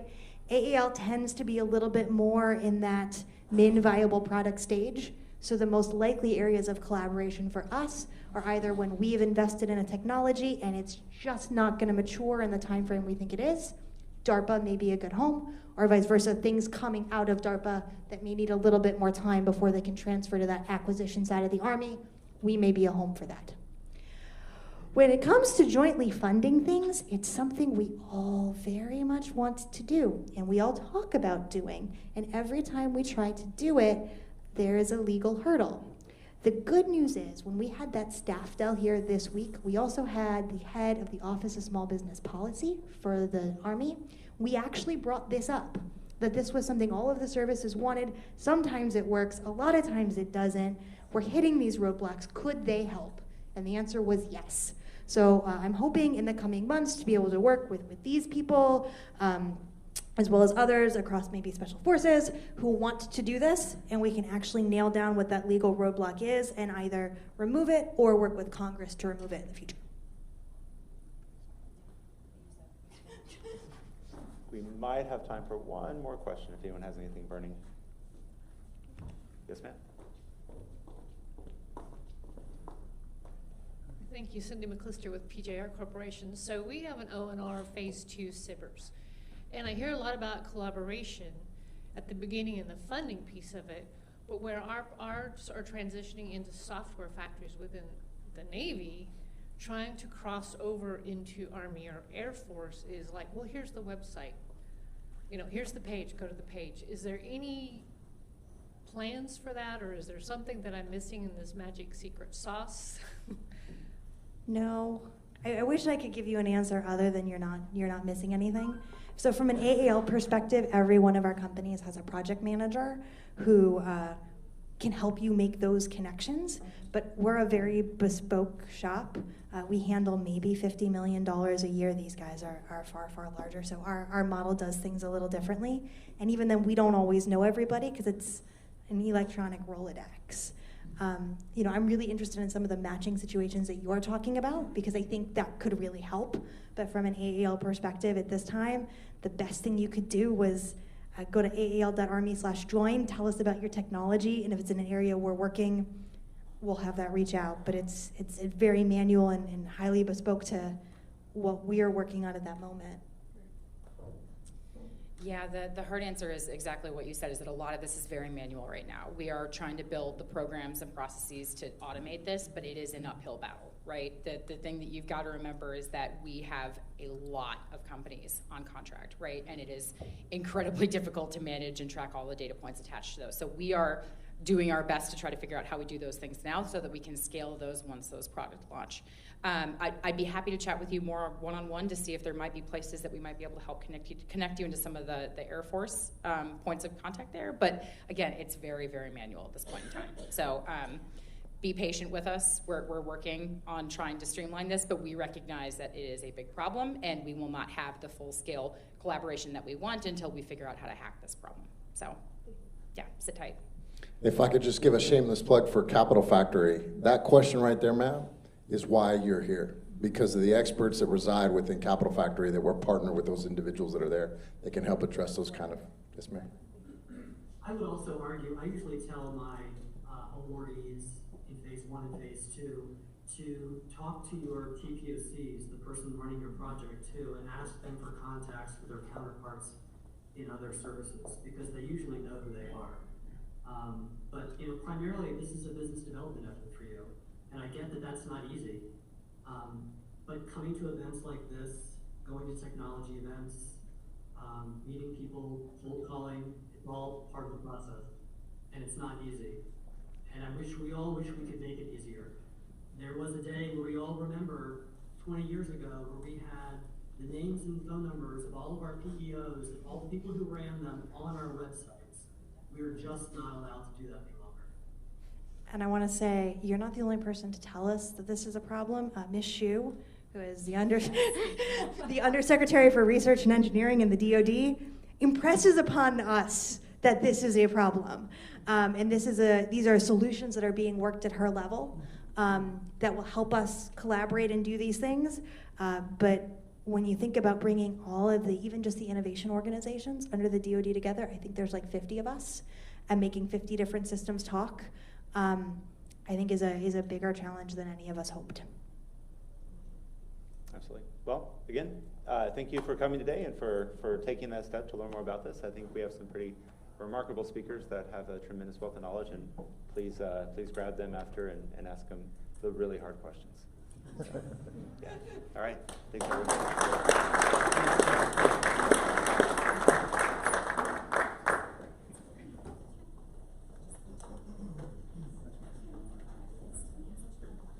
All right, we're going to take a quick break, and then we're going to hear from National Security Innovation Network, National Security Innovation Capital, and Defense Innovation Unit. Thank you.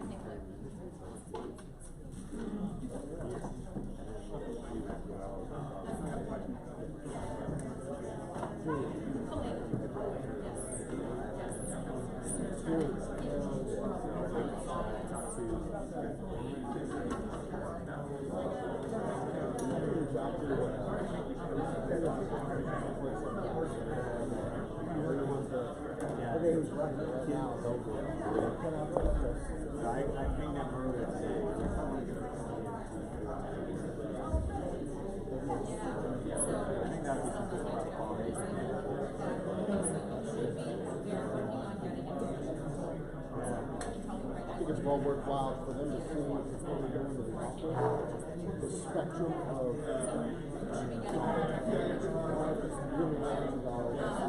$6-1, lower down. That's what you're doing right now. I absolutely need to right. And then where Navy has a final trade already in space. Dude, I was fortunate I was joined because my here's what I've done. And then you're ready to go.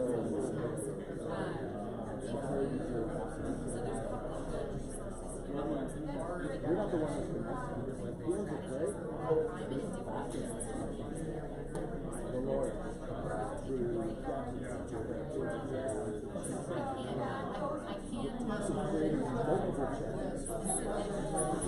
Because we're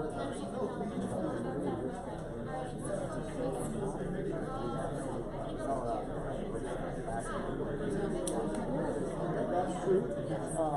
And then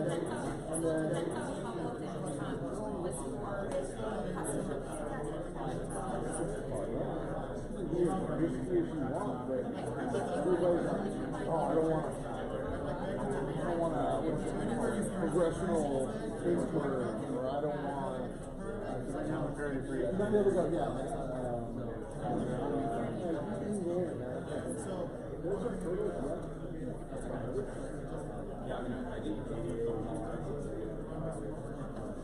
Seeing the innovation so early.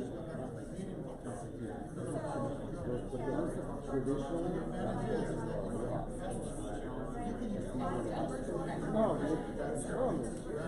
you're way behind.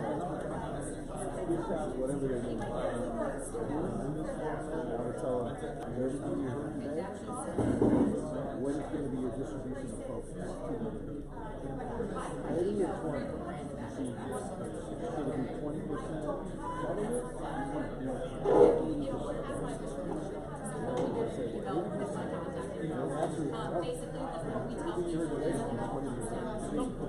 yeah, we have. I had a beard. I saved it. You actually complimented me on it. You doing okay? Oh, that's okay. Without the beard, right? Yeah, that's right. I was calling his beard. It was like formulated like a doctor.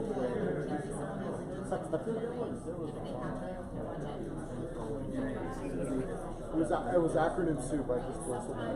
Yeah, so it was probably like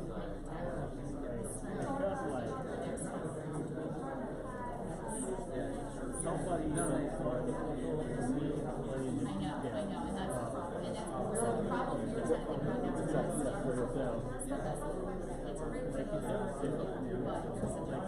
It's Here's what I will tell you, and this is why working with Al Parker is great. It's so convoluted, right? I mean, guys like us, that this is our profession, can spend our whole career in just one section of the weapons systems development cycle, right? So you gotta know the whole system. So that's why it's gotta be individualistic. Where are you at? Okay, now I need to put that in the context of where you are, where you want to go. So there's got to be a little bit of individuality that's along it. If I were to hand you a big karate book, you would not become a black belt. Why? Because you don't have your peers training you. You got to wax on, wax. You do. You got to wax on, wax on. I mean, you got to scrub the floor, sand the floor. But you need. Yeah.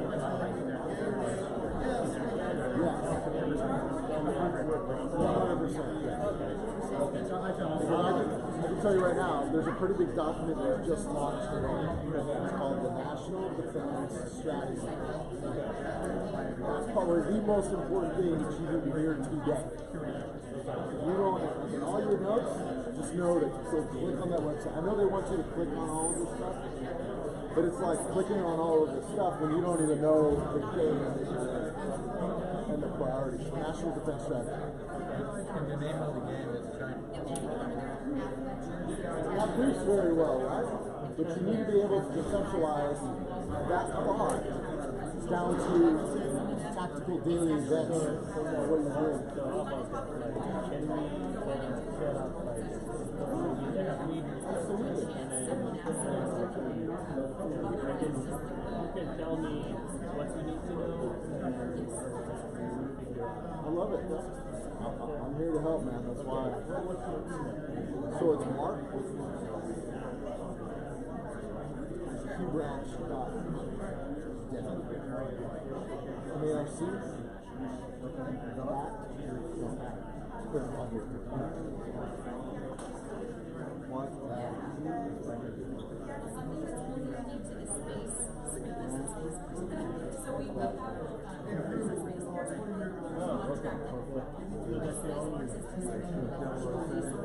Dude, I'm glad you said that. When I was at SOCOM, I literally took Ray missiles. I'll tell you, a little bit of trucks that you didn't know they were there. The second I did that, I said, and it recognized, part of this community recognized that I was cute. Did I tell you? Yeah, you might have heard me say that. No, I don't. So for the special ops community, I was Q for 007. James Bond. Oh yeah. The guy that hands James Bond the key to the Texas car with the missiles on it, that was me. I was handing you the key. So then I just put missiles on it. Yeah. You're a trekker. Yeah, that's the Vulcan. That's right.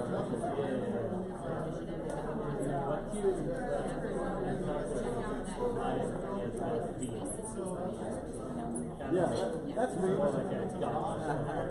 Yeah, that's good. I'll go with that. That's a little bit better. I'm going to use that one then. I'm going to tell my wife that too. See how much nice can I do to her? What's up, man? I'm Mark. I'm Veteran. Nice to meet you, Mark. Hey? I'm Mehmet. I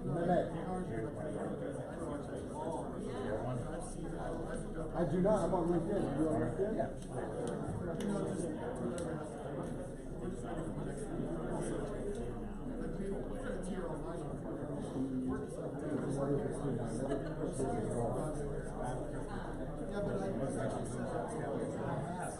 All right, everybody. Glad you all are enjoying the break.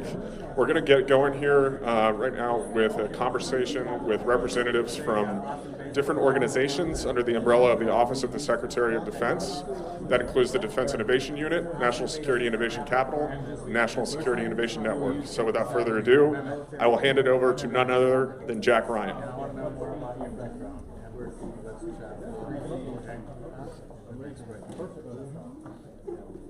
All right, how is everyone doing today? We learned everything about defense innovation here already, right? We don't need to talk. Good to go? Yeah. Don't worry, I've got it all down too. Jack Ryan with Defense Innovation Unit. I've got my colleagues here, Nat Higgins with Defense Innovation Unit as well, Jim Raybach with National Security Innovation Network, also known as Ensign. I have Tex Schenken here on the line with us. Tex, how you doing? He's with National Security Innovation Capital, also known as NSIC. So we're largely the innovation group that comes out of the Office of Secretary of Defense. You've heard about the individual services thus far, AFWorks, Army Applications Lab, NavalX. Those are the ones that work at the kind of individual service levels. So what we're going to talk about today is kind of what our organizations do within the Office of Secretary of Defense and how we connect in with the different services and help them along their journey. So what I'll do is I'll take it one by one. I'll start with Nat, let him introduce himself, start talking about DIU, give you a little brief overview of that organization, and I'll help to fill in some of the gaps. So Nat, I'll let you take it away. Hi, afternoon everyone. My name is Nat Higgins. I work for the Defense Innovation Unit. I'm a prior service Army officer. I went straight to industry after the Army. I worked 7 years in commercial healthcare, and then in 2019, I pivoted back to DIU to help them work in human systems as a program manager. So what I'd like to talk to you guys about today is DIU and kind of where we fit into the innovation space, and then I'll hand it off to my colleagues to talk about their respective places because we all complement each other. So before I jump into DIU specifically, I'll just kind of level set everyone on background. I know a lot of you are probably familiar with this, but for those who aren't, the need for this innovation has really arisen out of the current procurement system that we're in, which we've been in for the better part of the last 50 years. In its origins, it made a lot of sense because we were procuring large end items like tanks and planes, but as we've moved into a more digital age and we're talking about software and PAS and IaaS and things that constantly iterate and need upgrades and that kind of stuff on sometimes a monthly, daily basis, it's not good when your procurement system takes years to basically get new technologies and solutions into its house. So that's kind of where we fit into this is, while we are reforming the bigger picture system, how do we work within the confines of the mechanisms that we have right now to accelerate our ability to adopt commercial technology? And the reason that we're looking specifically at commercial technology is because, again, where we used to work primarily with those bigger defense contractors like the Lockheeds and the Raytheons, and we still do, frankly, on those bigger end item components, when we're talking about software and network solutions, cybersecurity, AI, ML, sometimes they aren't the ones that have the best solutions, right? Sometimes we need to be going out to industry in the form of startups in Silicon Valley and non-traditionals. And so basically, we've all been trying to find better ways to cooperate and work with those specific sectors and bring them into the fold so that we have the ability to procure the best technology again. So that's kind of where we are with the current system. The biggest problem surrounding it right now is the length of time it takes to get technology in. If you've ever worked on a federal acquisitions program, RFP, anyone familiar with that? It's a request for procurement. It's like usually a 50-page document they send out to you. It just line item lists out all the specific details of the solution it's looking for. They are intensive, they're complex, you gotta sift through everything, and if you miss one thing in the response, you're basically off the plate. That's a turnoff for a lot of people, right? Especially if you're not used to working with the DoD, you don't understand the system, et cetera. And when we're trying to work more with non-traditionals, they'd rather just avoid the process than deal with that, frankly. So again, that's kind of where I'm gonna go with the DIU piece of that. So what we've done is we are working in a specific acquisition vehicle called an other transaction. And it's specific to prototyping, and what it allows us to do is, it's really for accelerating commercial technology. So where federal acquisitions procurements would take anywhere from 18 to 24 months to get a contract, we're now doing it in 90 days under other transaction authorities. Our goal is to hit that 90 days. We're anywhere around it. Some people are hitting in 30, 60 days. Some people are over that. But when you're talking 18 to 24 months, that's a huge change. And we're working hard to make that faster as well. And again, the whole idea is once we have a partner on contract from the commercial world, we want to get that prototype out the door in 18 to 24 months. So in the time it would take to get them on contract, we hope to have a prototype out the door and field it to an end user in the DoD somewhere. And that's what we're currently working with at DIU. So what we're specifically looking for is technology that's at what we call a technical readiness level of somewhere between a 6 and a 9. So on that scale of technical readiness level, TRL, it goes from basically 0 to 9. And that 6 to 9 range means it's all but baked out. Like maybe you need you have a concept, you've got a desktop or a benchtop or something like that. You have utilized it in some environment, but maybe we need to retrofit it for a military use case. We might need to ruggedize it, put a couple more tweaks into it, such as you would in a prototype. So what we do is we'll take that, put it on a contract with you, work with you to modify it so that it fits the use case we need for whatever service end user it is. And then at the end of that prototype period, if it's successful and we can check the boxes and say, yeah, we were able to retrofit it successfully, then what we have is, with that authority, is the ability to transition you to a production contract without competing in it, because we've already done the competing on the front end, and I'll talk about that process next. So basically, you got a faster acquisition mechanism, so we'll get you on contract in somewhere around 90 days. We're hoping to get a prototype out the door in 18 to 24 months, which is usually how long it would take just to get a federal procurement contract done. And then from there, if it's successful and we can say, hey, they met the deliverables, then we can basically justify a production contract, which is a scaled out contract, which is the more lucrative opportunities that you see in the DoD. So that's sort of the big picture there. Let me talk about the process that we use. So what we're trying to do is, in order to acquiesce ourselves as much as we can to the non-traditional community, is build a process that resembles what you would see in a biz dev pipeline. So for instance, the first phase of what we call our commercial solutions opening, which is the process we built around this acquisition mechanism, is a defense partner will come to us, let's say it's the Navy, and they say, hey, we're looking for something in the realm of an underwater drone or something like that. A lot of times they come to us with a really prescriptive idea of what they want, and we'll usually back them up and say, let's talk about the problem first. And so we don't go out just writing requirements right away. We'll say, what's the issue? And usually it's we want some sort of unmanned surveillance of the water. So we'll back up to that. And then what we'll do is we'll do some diligence in the field and see who's doing what. And if we identify that, there's definitely some commercial companies out there that can, potentially make big ticket items for us, then we'll give them a thumbs up and say, hey, let's go ahead and run a prototype project. So the way that works is once we get that green light is we go through what's called phase 1 of the project. So again, for those that have worked on requests for proposals and FAR-based procurement, again, you'll get that big packet that says, I want this, this, and this from the military, and then you have to respond back with 50 pages saying, I've got this, this, and this. All we do is release a 1-page statement that we call an area of interest. It's our version of a solicitation. It's usually no more than a couple paragraphs, and it's sort of generalizes the problem that we're working with. Like, hey, the Department of Defense is looking for solutions to a problem that involves the need for underwater surveillance and this type of thing, as general as we can to keep it on class level.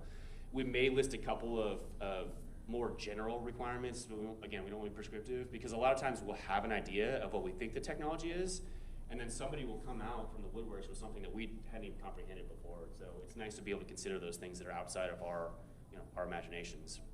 So we'll put that out for usually about 21 days on our website, which is diu.mil, and then we'll pull it in with all of the responses that we get. And then from there, we'll go through all of the responses. And we ask that basically when you submit a response, it's no more than 5 pages of a PowerPoint, because you don't have time for that, and we don't have time to sit through all that. And frankly, you can tell us generally what the solution is in 5 pages.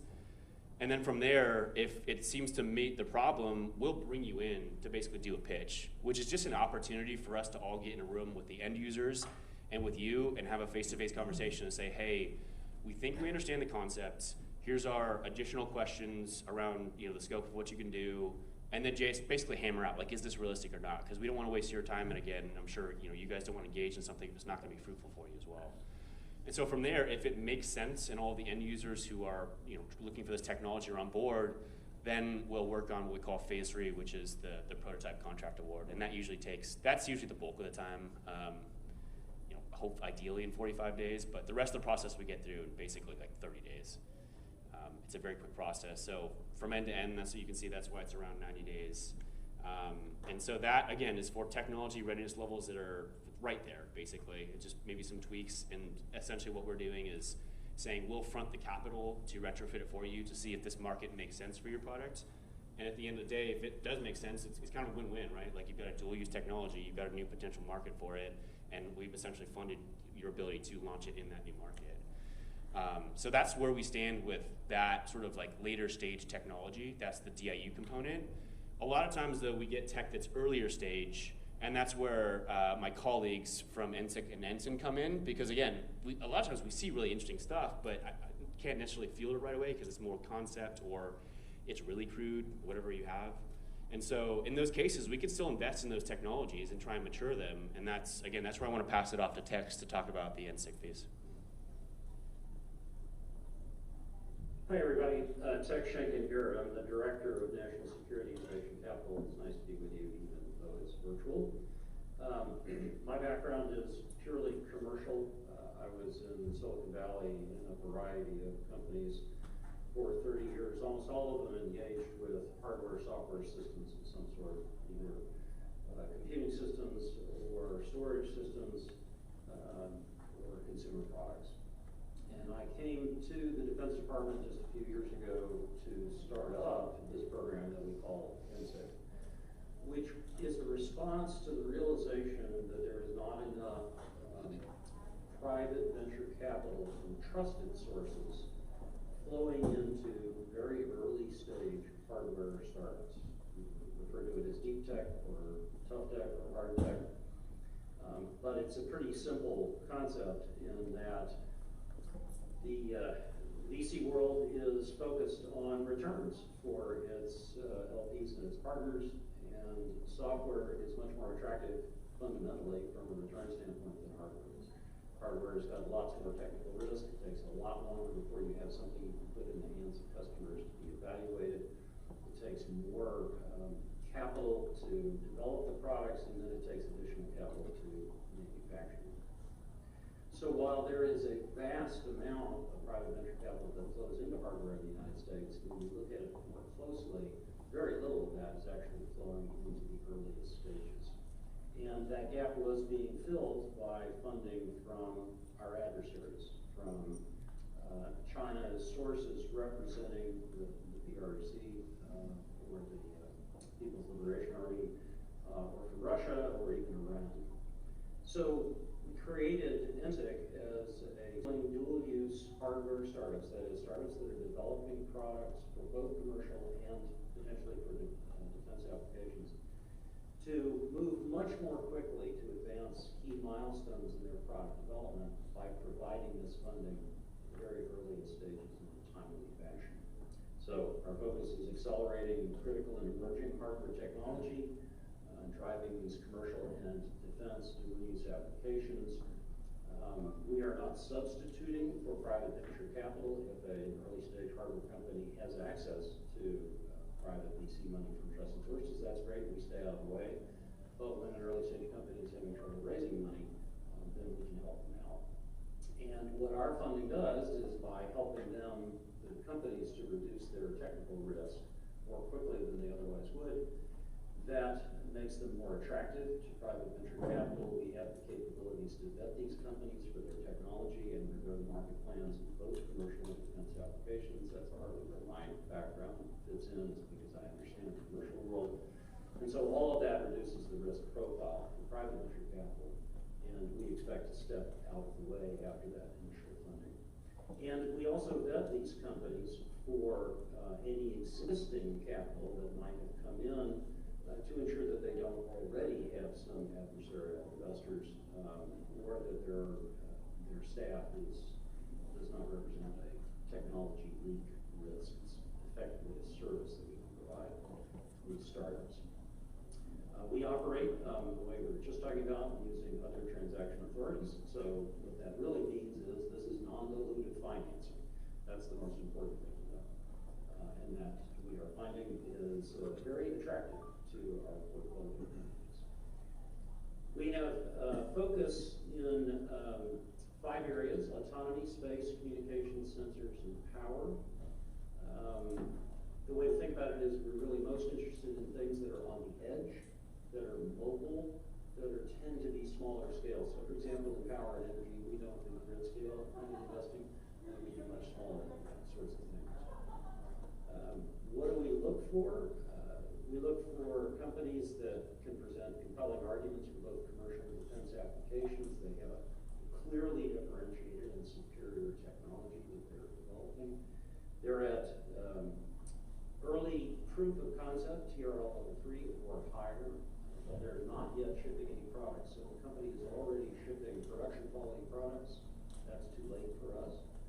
They have little to no professional VC investment, but they may have angel funding. And they want to build a product company. They're not an R&D outfit. We're not in the business of supporting engineering services. We're in the business of supporting companies that are going to become product companies. And they're focused on bringing that first product to market.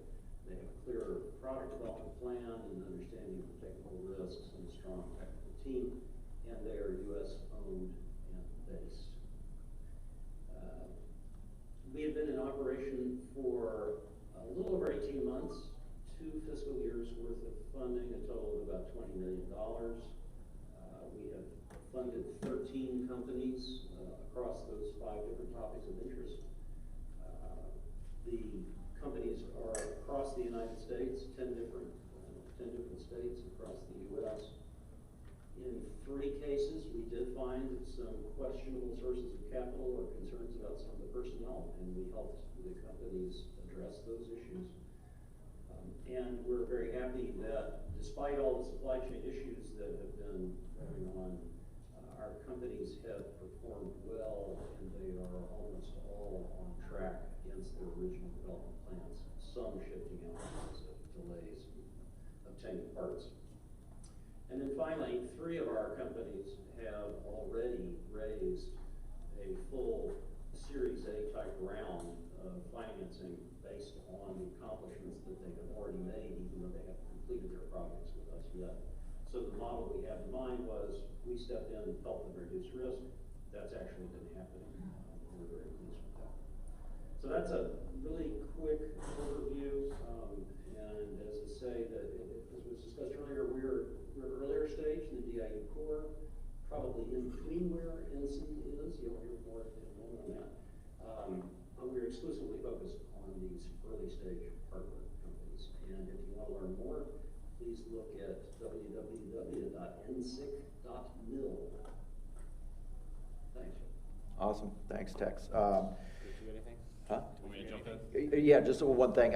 So with DIU, I heard Tex mentioning kind of the technology sectors that he's focused on. At DIU, we cover down on autonomy, AI, cyber, human systems, energy, and space. So if you kind of fall into those groups with your technologies, that's how we kind of lie. Now, we often deal with technologies that don't fit that bubble, but we make it work within usually one of those groups. So just wanted to mention that about DIU. And I'll kick it over to Jim. Hey, so a lot of faces. I recognize a lot of people that are out in the room. So good to see everybody.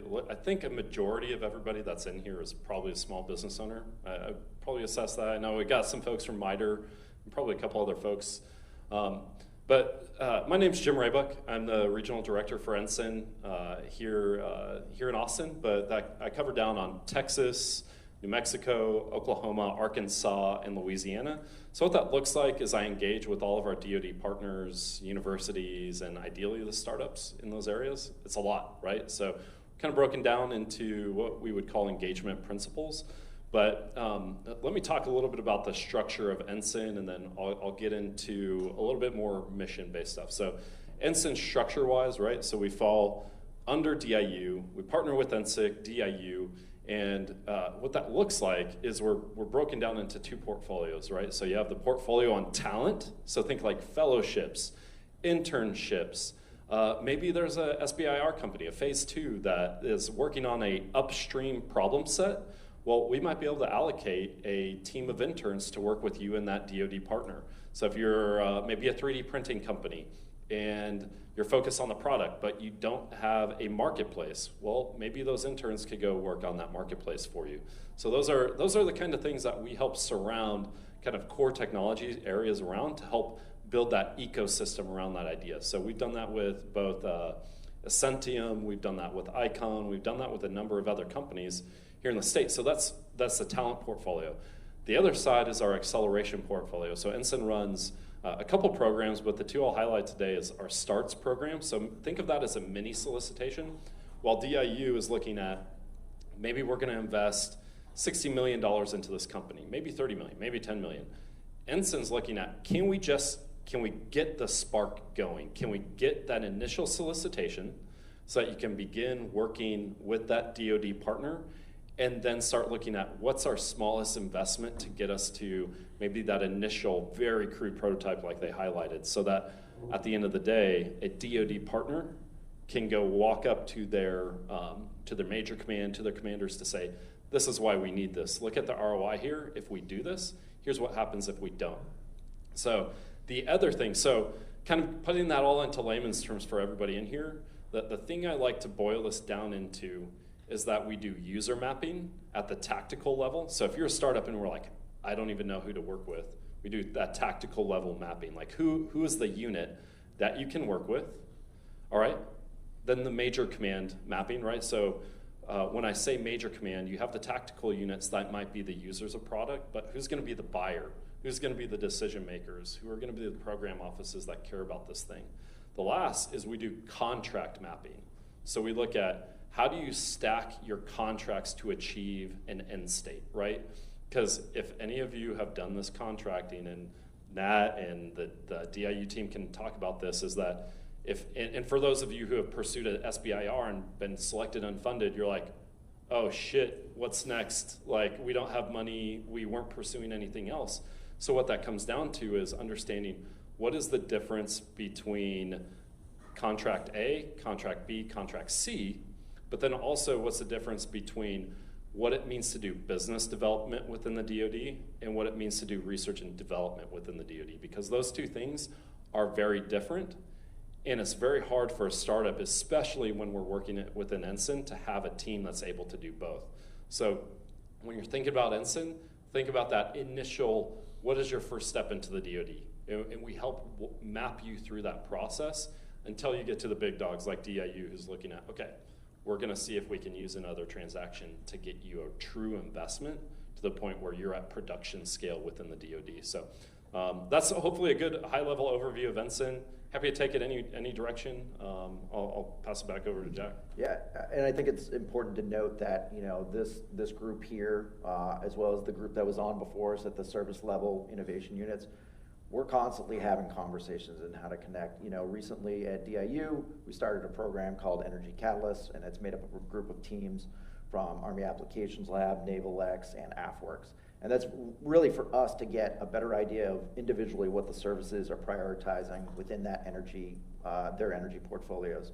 So we're hoping to see more of those catalyst efforts happening, under Nat's, under his portfolio, under the other portfolios that I mentioned.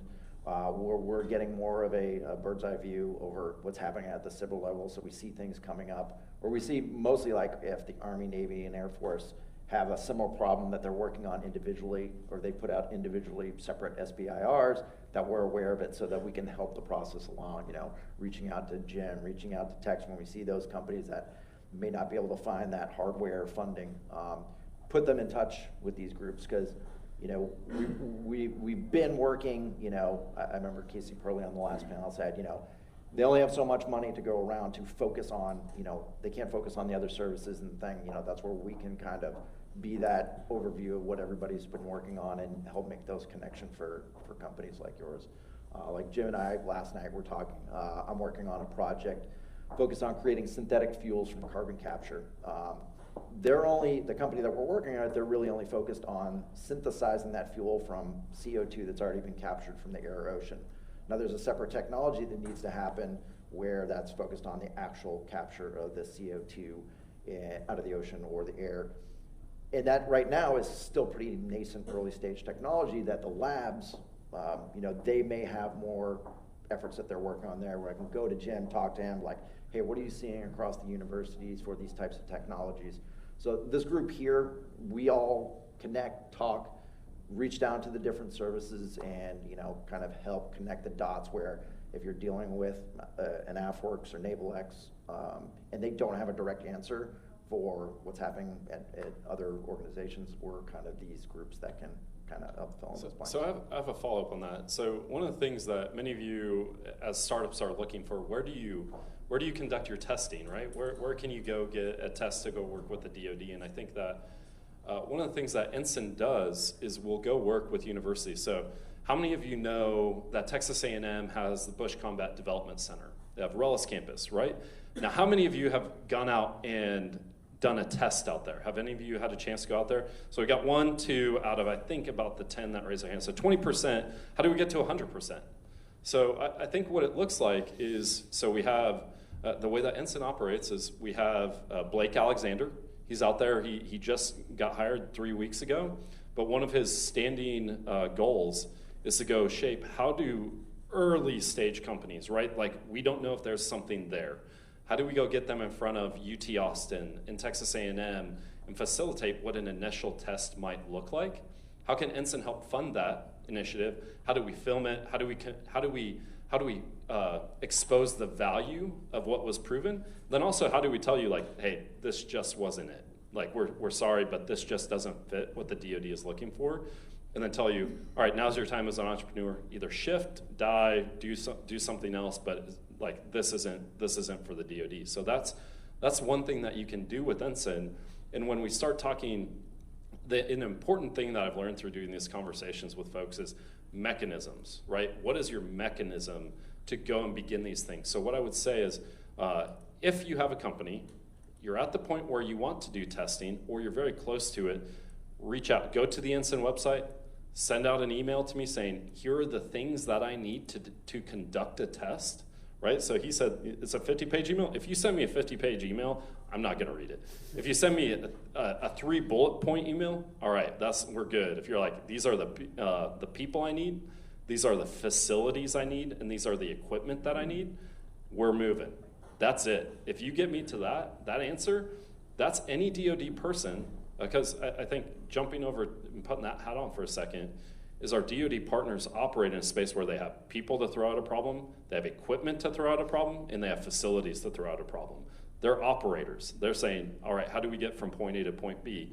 So when we communicate in that language as a startup to them, it immediately gives them something to get their wheels turning. So that's one thing when we start talking universities. When you want to go do a test, reach out. We can do that initial test and get to a proven model. So, I'll add one thing to that too. Outside of the DoD, we also have tight relationships with other agencies that are also heavily in the innovation space themselves. Because my portfolio does a lot of medical work, we do a lot of work with the VA. Because if you think about it, our warfighters become their patients eventually. So one of the huge benefits of working with them is, while we're very top down with respect to procurement, the DoD, they're building a very grassroots culture there, where if a certain VA hospital likes a technology, they'll really encourage their frontline users to adopt it, and if it's successful, they'll scale it from there. So oftentimes I'll take a medical device that we're working on and field it out there, because I know that they can do the testing and evaluation much quicker. So if it's not within the DoD, sometimes there's other partners that we're attached to too. So the point of that is, our contract mechanisms and funding can't always help you, but sometimes the resources we have outside of the DoD or just outside of our organizations can help. Yep. And when companies, specifically coming through DIU or coming in with a problem from one of the services, we have our defense engagement teams that are, the Marine Corps comes in to us with a problem set. They've got some money to, do some prototyping.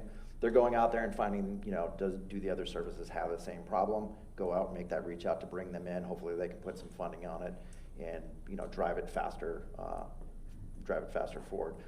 We also have a commercial engagement team who's out there.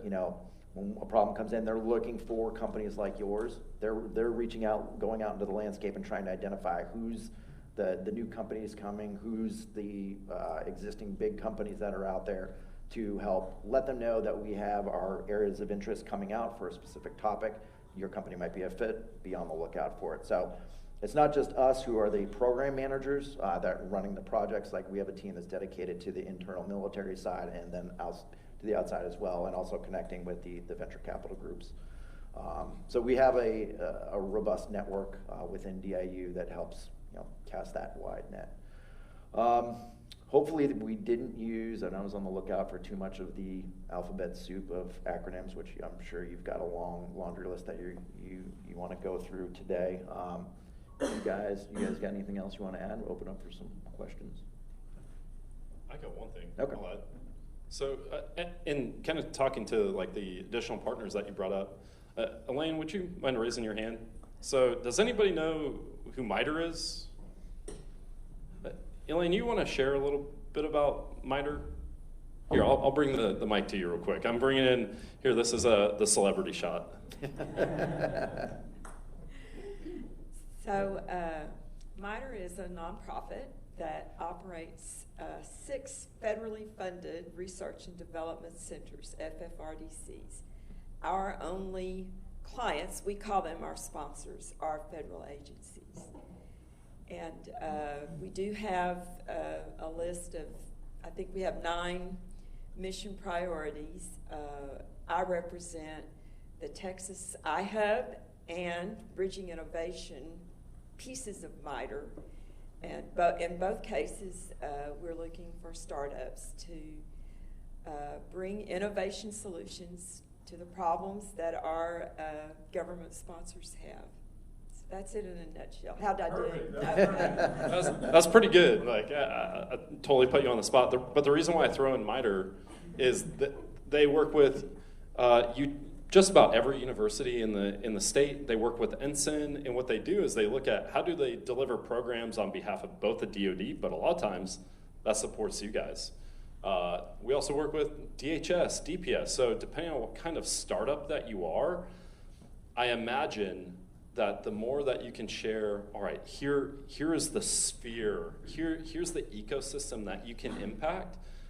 That's really important. The other thing that many of you, as you're looking at building your companies, look at who's the commercial market that cares about what you're doing, who are you competing with, and be very real about that.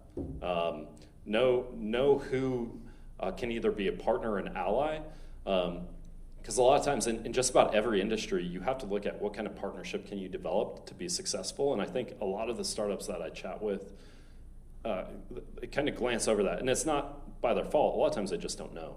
This comes in and says, okay, who else is in this space? But that's the other part I wanted to highlight, make sure that MITRE, everybody who Elaine was, so. Oh, cheers, MITRE, we work with them too, great testing evaluation partner. Yeah, and so I'll open up for questions first. I'll take care of your plug for you. So Capital Factory, a lot of these questions, I know this is a lot of information you guys have gathered today. Capital Factory here locally in Austin or across Texas, they're a great resource too. If you've got those follow-on questions after that you didn't think of today, you know, get with these guys because they can connect to all of us here and all the people that spoke before. So make sure you're plugging in and connecting with them. But with that, I will open it up to the crowd. Does anybody have any questions for us? Go. No. No, I was wondering if you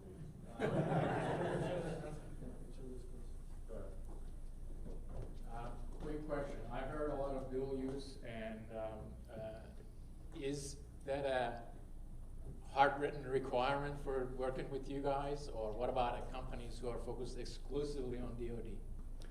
Well, I know specifically about your technology, and we still need to have that conversation. But you know, there are going to be the sensitive technologies that come through and stuff. You know, I would, if you feel like it's that thing that you don't want to say, you know, hey, we're not going to see this as a topic that comes out. You know, once again, reach out to our group to have those one-on-one conversations so we can direct you to the right service that's working on that problem set.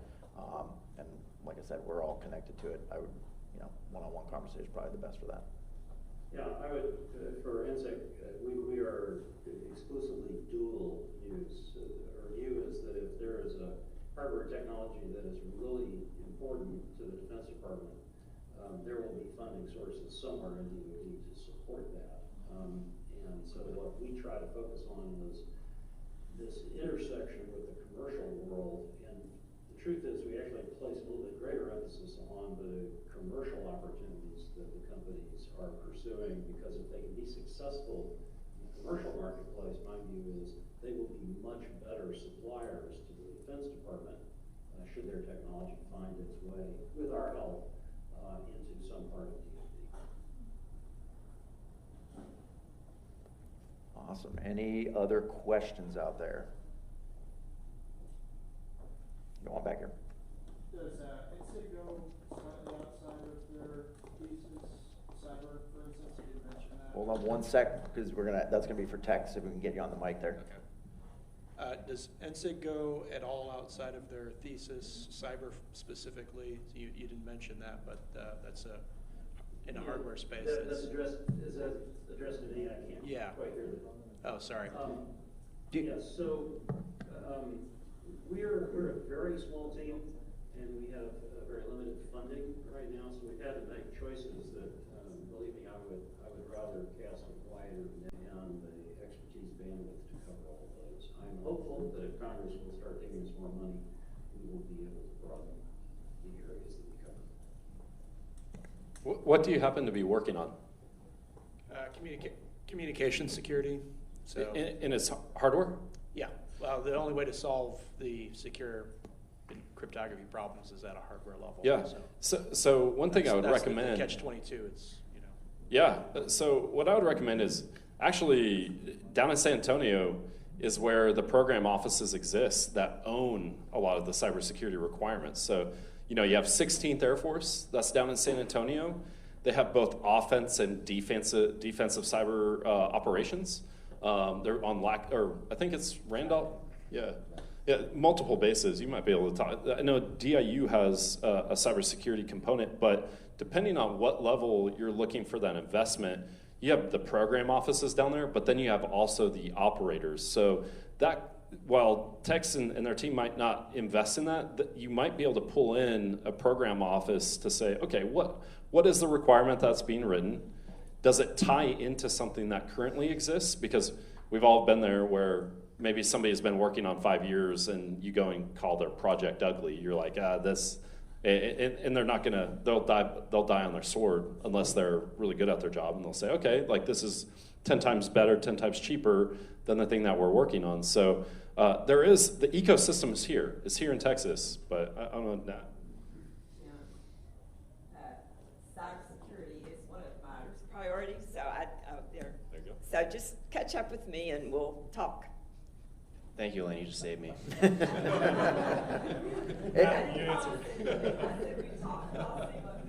And where are you based out of, sir? Austin. Oh, you're based out of Austin. Okay. You got any other questions on the ground? Here we go.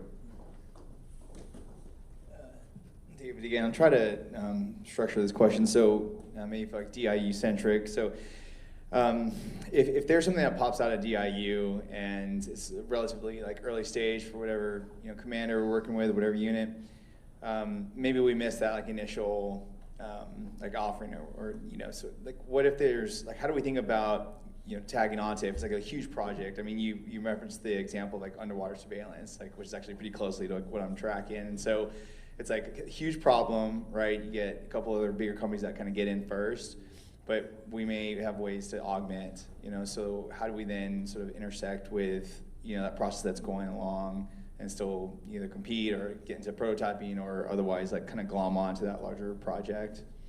Yeah, super valid question. This happens a lot. Is we'll release an area of interest statement and we'll get a lot of good responses to it, and then after it's closed, you'll get like other good responses too, and you're like, I want to pull you into this, but like we draw a hard line at those respective solicitations. However, around that, like what I will say is when it comes to these larger technology vectors or buckets that we're working in, like they are just picking up steam. So depending on the respective agency that we're working with or the department or whatever program office it is, then either we can take a look at the technology. I've had cases where I've just said, hey, here's some other folks that you should take a look at. Again, and this is like this is really case by case. I don't want to like get anyone's hopes up, and I don't want to say that this is a formal hardline process. But sometimes, you know, folks come along and they have capability that maybe augments a solution that we have. And sometimes they are already familiar with the other actors in the space, and so they'll work out, you know, agreements in the background to be a sub to whoever prime is, that type of thing.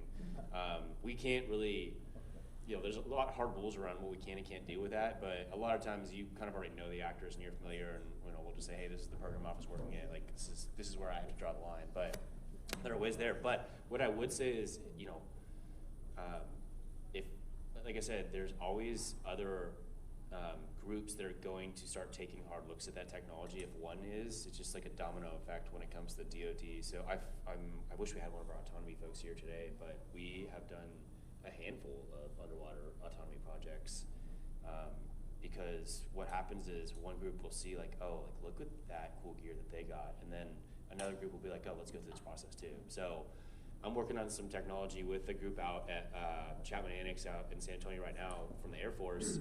And once we finish that prototype, they did a show and tell to Army and Navy. They're like, look at our cool toys. And then Army and Navy were like, we want to play too. So in those instances, sometimes we'll run a separate CSO and then we open it up again and bring you on board. So there's always ways. Just make sure, like, you know, make sure you stay in front of us, and the door will be open again, basically, one way or another. I know that's not like a hard prescriptive answer, but there's like a ton of ways. There's a ton of ways to skin the cat. The opportunity's never dead. Let's put it that way. Hi. I think my question might be to Jim in NSIC.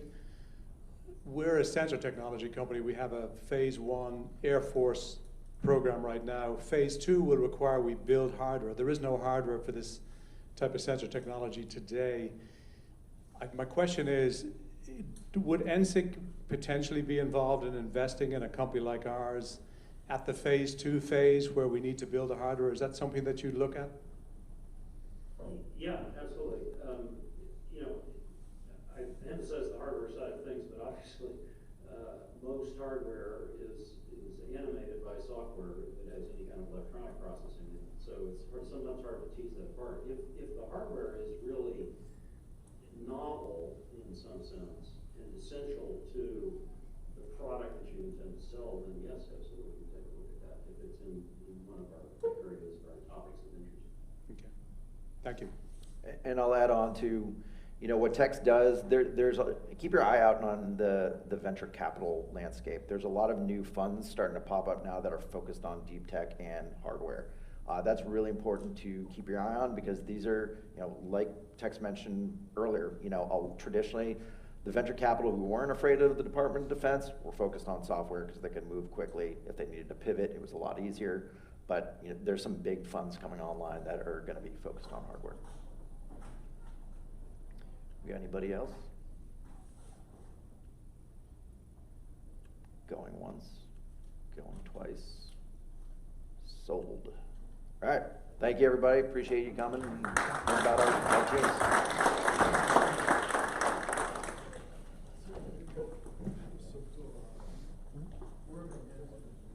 All right, we're going to take a quick break, and right at 4 p.m. we're going to get started with Gallium Solutions. Thank you.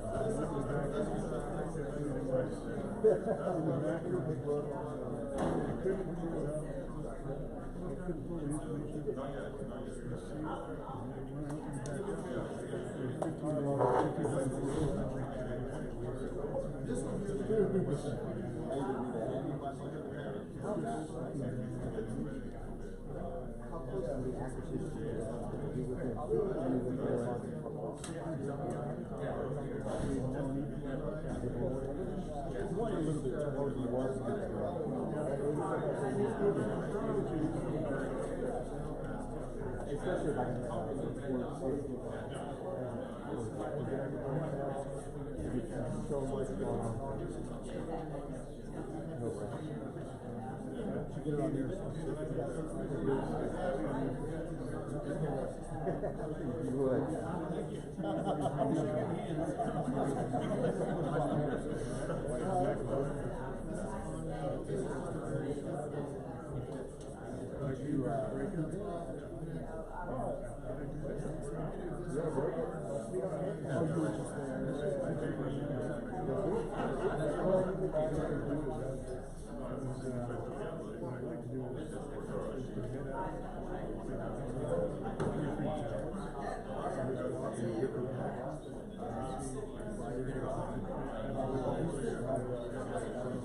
Let me know some good days.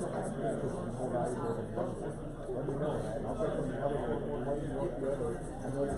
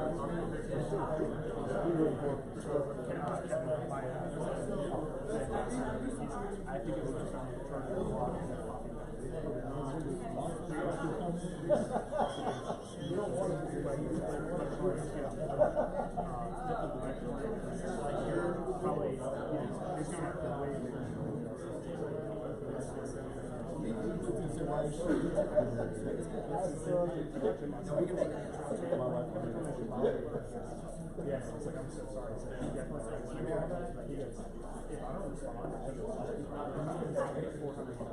I really refuse to I gotta build my sales side. Keep you on, you get on, but I've been hiding mad.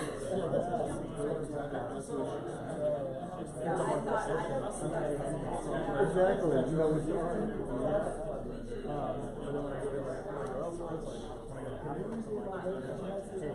I got software.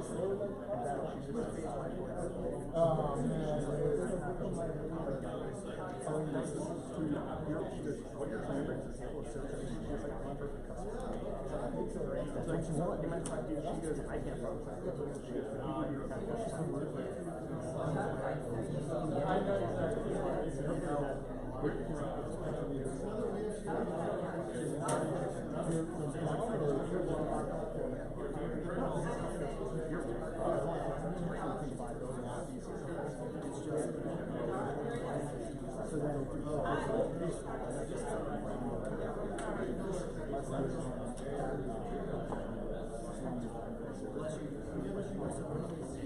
yeah, you gotta prove it.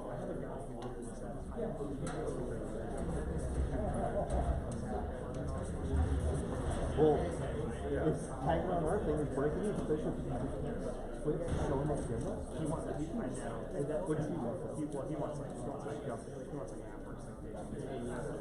But what's good is you guys is like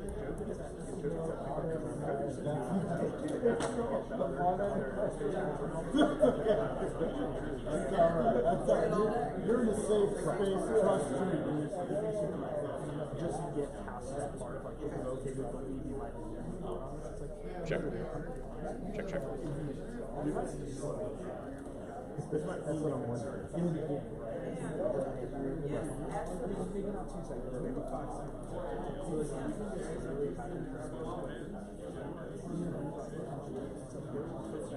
the blades will pop up long. Okay, so any just like yeah. That's it. That's all it works. All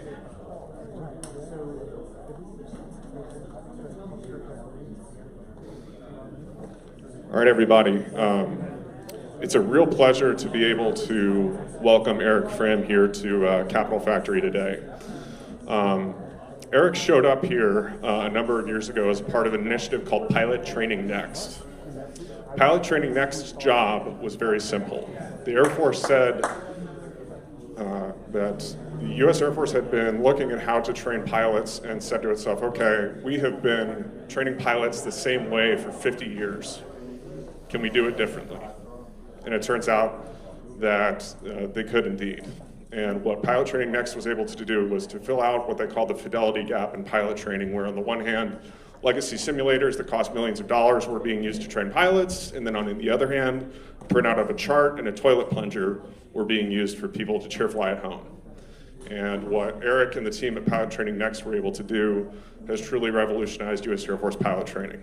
After his time here at Capital Factory, he headed back out to his home in California and worked at Defense Innovation Unit for a few years, and is now officially retiring from the U.S. Air Force, and has started his own business, Gallium Solutions, to help small businesses get grants and contracts with the U.S. government. So it is a real honor to have him here today, and without further ado, Eric Fram. All right. Thanks. It's great to be back. I live in California, which is okay, but my heart's here in Austin, and I love it here. Get to come back here as much as I can, usually like once a month or so.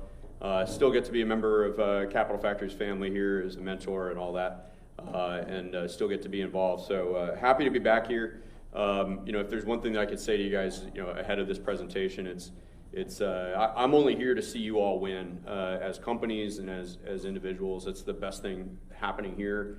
If you get to sit here and stare at this place for a couple of years, you start seeing that happen, and it's absolutely intoxicating. I love it. So with that, I'll kind of jump into the presentation if I get my clicker to work. There we go. Okay. So a little bit about me. Thank you for the intro, Ben.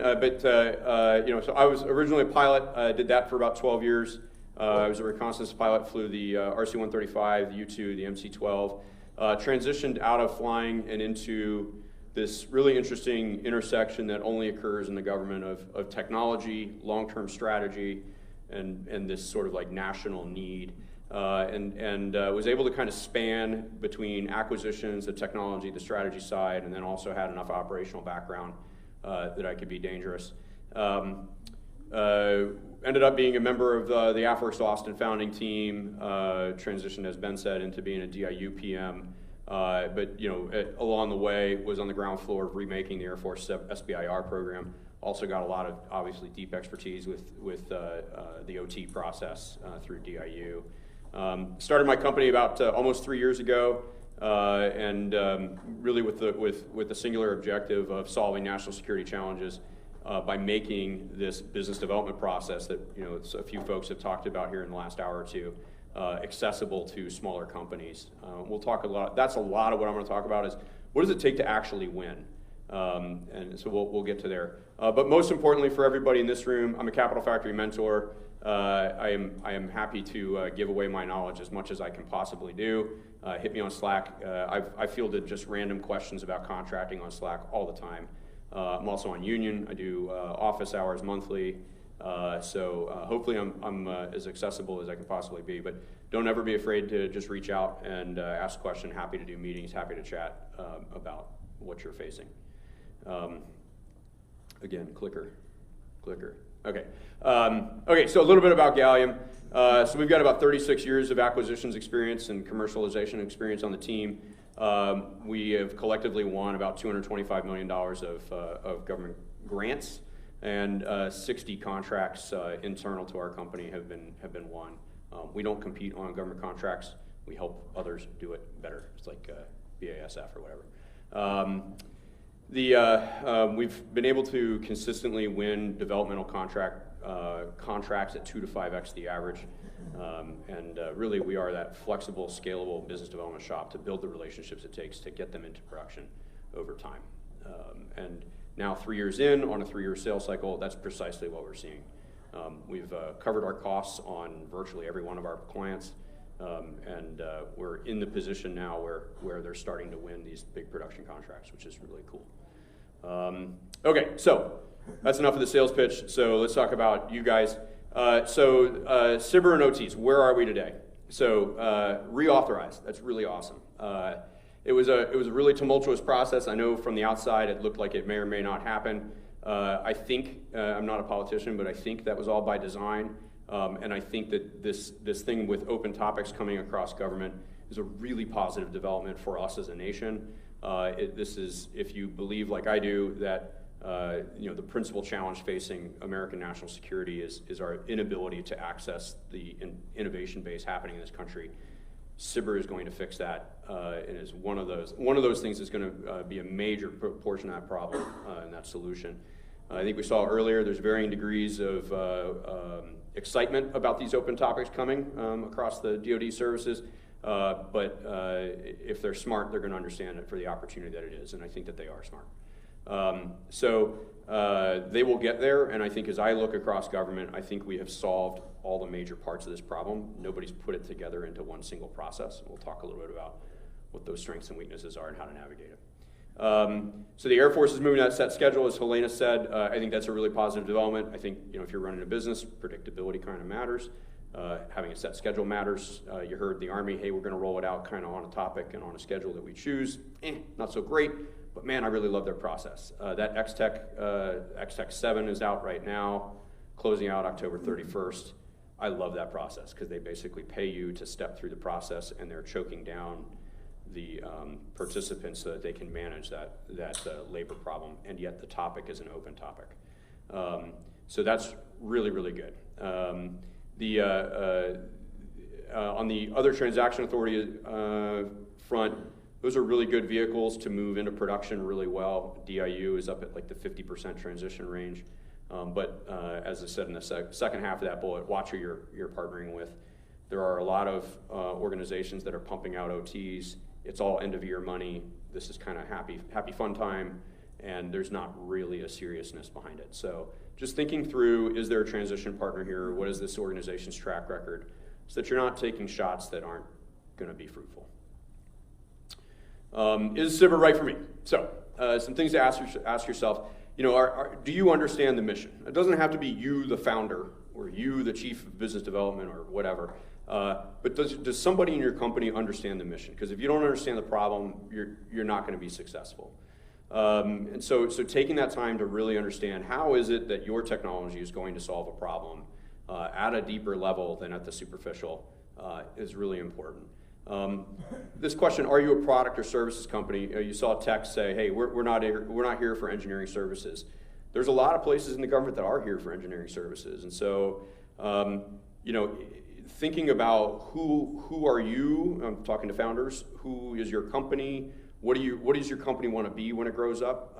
There are lots of companies out there that do a whole lot of research. I think being honest with yourself and your company about, okay, well, maybe we can't shake it all the way on transition. Maybe I can flip it into another business that spins out, or I can license it to somebody. I can partner with the prime and give the technology to them. There are ways to run an enduring, highly profitable business without necessarily being a product company. Products are high risk. There are a lot of time and energy to build. If you would rather be a services company, there are ways to transition that in there. But it changes how you present yourself, what opportunities you go after. So thinking about that is really important. And the reason why, we talked a little bit about open topics, closed topics today. The closed topics are really about engineering services. And thinking about that, unless it just happens to be precisely what you do. But that's pretty rare.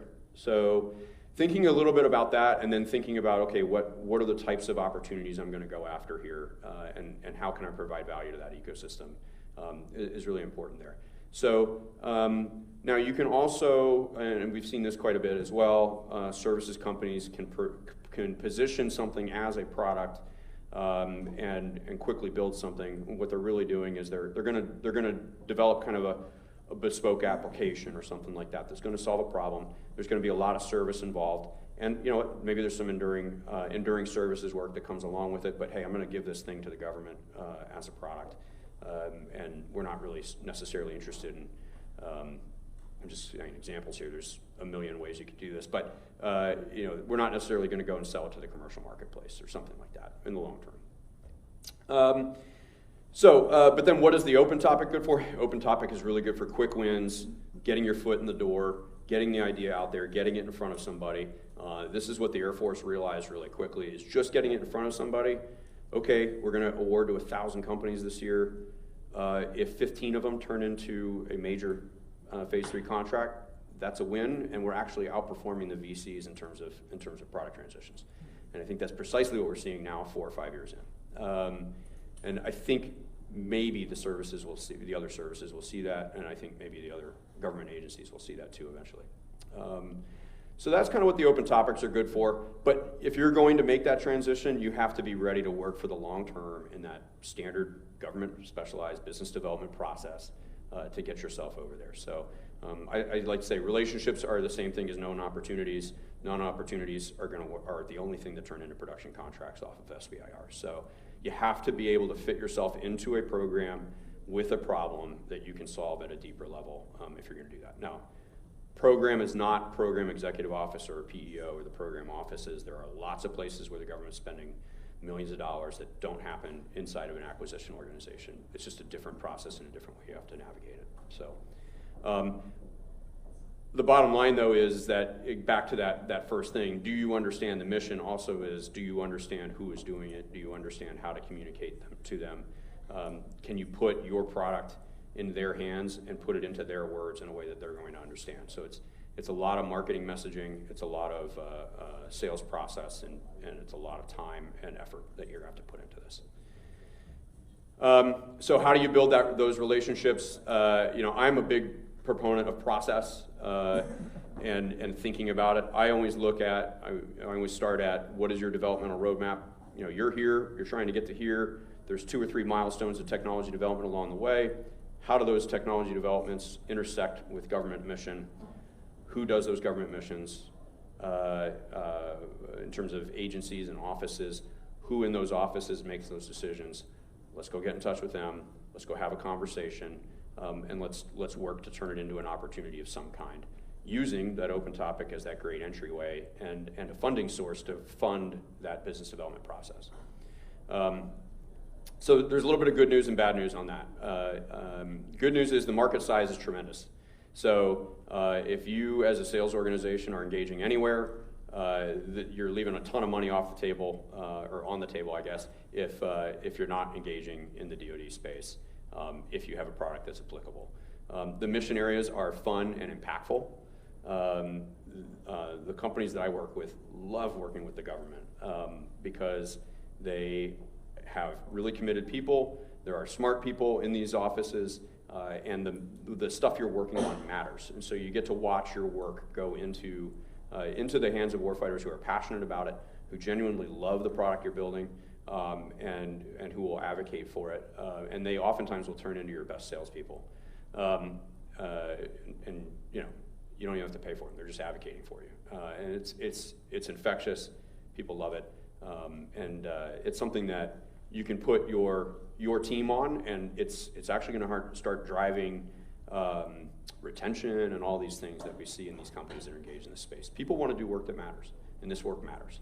The other great news is, and we've seen this over and over again, is in terms of like enterprise sales, it can be a dirty world out there in the commercial space. It's just not that way in the government. It is as fair and as performance-based as you will ever find anywhere.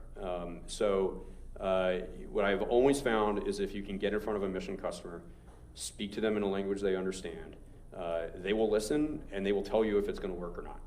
And they'll tell you what they need, and they're going to mean what they say.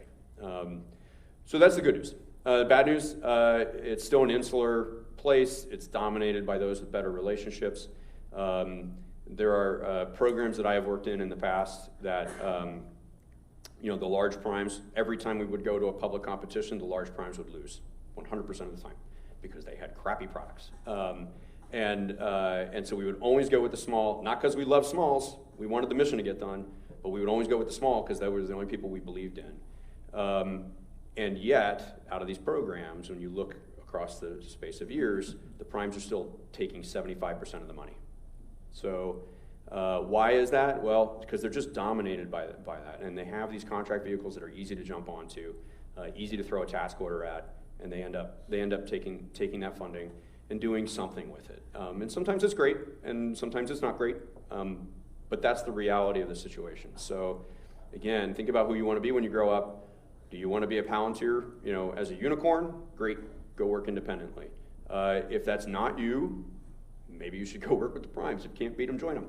It's a great contract vehicle to get some work done really quickly, right? And so that's a way out of that insular kind of world.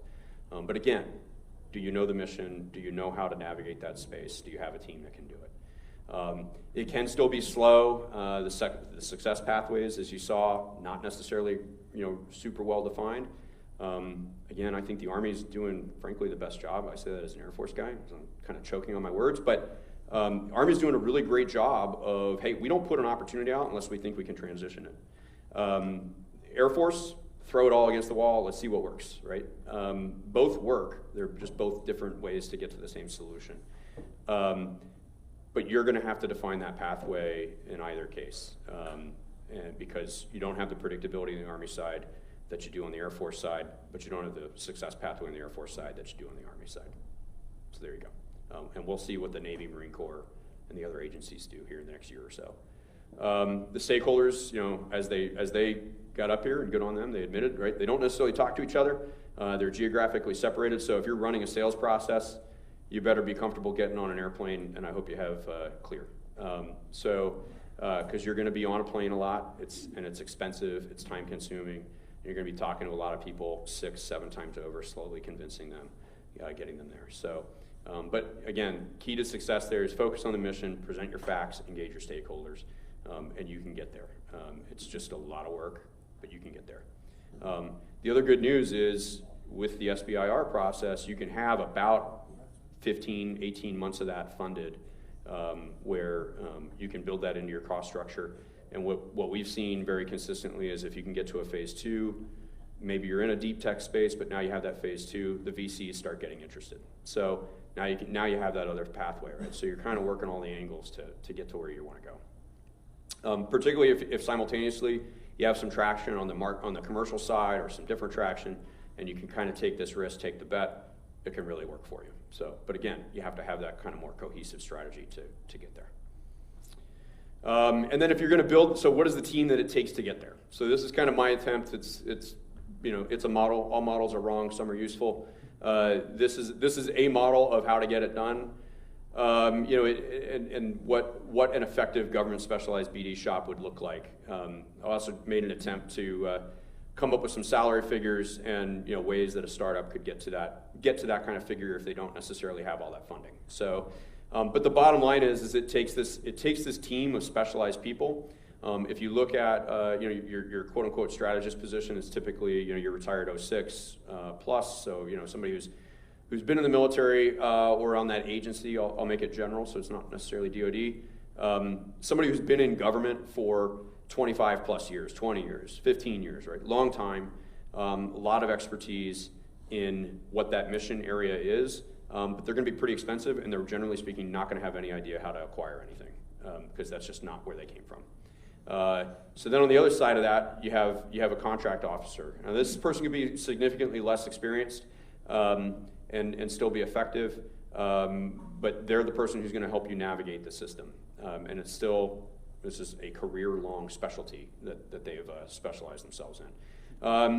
The contract manager, debatable whether you need them at an early stage, but you're certainly going to need them at some point. You're going to have to actually manage the work, making sure you're getting paid on time, all of those sorts of things. There's a certain scale where that makes sense. Otherwise, you can probably dual hat somebody into a role as a startup. But eventually, you're also going to need a tech writer, graphics designer, all those sorts of things, right? So as you scale, you need to build out that team. But that tech writer, and this is one of the key realizations that I had building my business is writing is hard. I don't know if anybody else realizes that. But lots of people say they can build proposals. I saw this on the government side, evaluating literally thousands of these proposals. I would tell you guys, as founders, you're not nearly as good at writing a proposal or even a slide deck as you think you are. Rough numbers, 2/3 of the people, I would get about halfway through the proposal, and I'd realize I have no idea what they're talking about. I have no idea what their solution is. I have no idea what problem they're trying to solve. And I'm also sure somebody very smart and committed is on the other side of this proposal, but I don't know what to do here. Next. I've got another 200 to get through this week. I'm moving on. And so that was seriously 2/3 plus of the proposals that I read. So I don't think there's any magic in companies like ours getting that 2 to 5x win rate. There are certainly others that are doing similar. I think that it's really about writing quality and about understanding the process. So paying attention to that is important. But bottom line here is I've got $600,000 of payroll on the chart. So if you're a salesperson, you're probably handing them minimum of $3 to $5 million quota every year. And if you're a founder, you're probably not making that bet until you're making $10, $15 million a year in revenue. So this is the problem, right? Is to navigate the process takes that amount of time. So what I think you need to think about is, do I just want to do some R&D and be done and hopefully fund some commercial stuff? And if I get a production contract out of it, great, cool. You can do that pretty cheaply and easily. Do I want to, is my company going to be government focused and I have to be successful with the government to have a successful business? Great, you better go ask your investors for funding to do this for a few years, because it's a 3-year sales cycle. Or alternatively, maybe there's a middle ground, and I think that's where I think some of the advisory support and this sort of idea for a fractional government specialized BD shop comes into play, right? But it has to be a team that is fused between the founding team and the company and the outside support. And I think it needs to be process-based, and we need to be clear-eyed about how much work this is, because it's a lot of work. Okay, so that's my attempt to slide. Come on. I give up. Oh man, now I really give up. There we go. Okay, so that's my attempt to put what it takes to get to production in a nutshell. Like I said, it's a ton of work. There's a friend of mine who likes to say, government is serious business for serious people. And I think there are a lot of folks that get halfway through this and get frustrated because the process is so hard. So I think it's really important going into it with your eyes open of how much work this is and what it's actually going to take. So I am happy to take any question you guys have. I think an interesting role in that I've been on the government side, I've been on the business side, and I'm actually kind of free to say whatever I want about the government now, so that's kind of fun. So yeah, what questions do you guys have? There's all my contact info. Like I said though, I'm available on the Capital Factory Slack anytime you guys need me. How you doing? So I've successfully raised money before, private technology. In my first company, when I first started doing that, you found lots of people like, oh, we'll help you pitch, we'll help you go raise funds, blah, blah, blah. Never did it myself. Mostly they were never useful or successful because they really didn't know the product and they really didn't know, the vision. Is that a comparable problem? Obviously, you're doing this, so you think otherwise. But yeah, I'm slightly biased. I think that we can do it. Yeah. No, I think. Let me and this is not a sales pitch for me. I think there are other great consultancies in the room. I think differentiating between what it takes to win an SBIR, and there are lots of great companies that can help you do that, versus what does it take to transition. I think some critical questions to ask that team is, well, what have you transitioned? Talk to me about that process. Like, okay, you've heard about my business. Lay out the roadmap for me. And that should be a convincing story. And you should be able to say, yeah, okay, that makes sense. Does that answer your question? Yeah. I mean, I think and the trouble is there aren't a lot of examples out there of people that have actually navigated this process successfully because it's relatively new. And so I think just looking for, but I think that's still the metric you should use. because nobody's going to do it as well as you. And I think that anybody has to be very clear about, look, I can help you, I can't do it. It's the company that has to do it. And there's still going to be work to be done. But, you know, you should basically be thinking about, like, would I put this person on my advisory board? And I think that's the metric.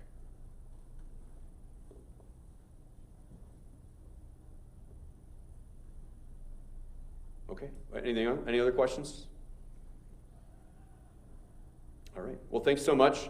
I'll be here for the happy hour, happy to answer any questions that you guys have on the side, happy to chat individually. I'm gonna put the plug out there one more time. I am on Slack. So just reach out anytime, and happy to link up with anybody. Thanks.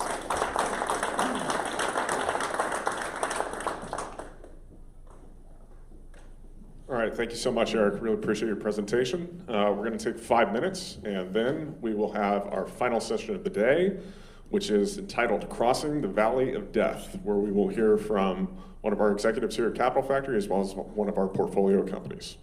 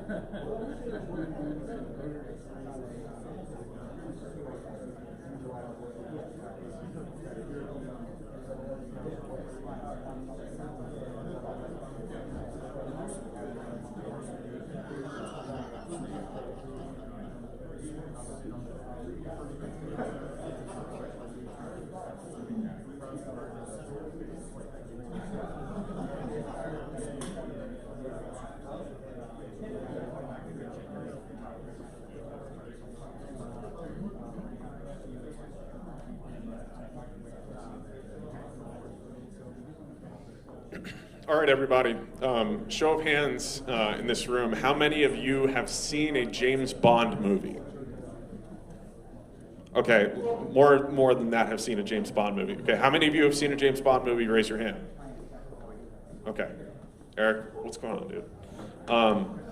So, the individual that you're about to hear from today was James Bond for our special operators. His name is Marcos Cervantes. He was a PM at Special Operations Command in Tampa, Florida for a number of years and has worked on the inside of a program executive office, which is a very rare thing for folks in the acquisitions community to do that and then come to an ecosystem like this.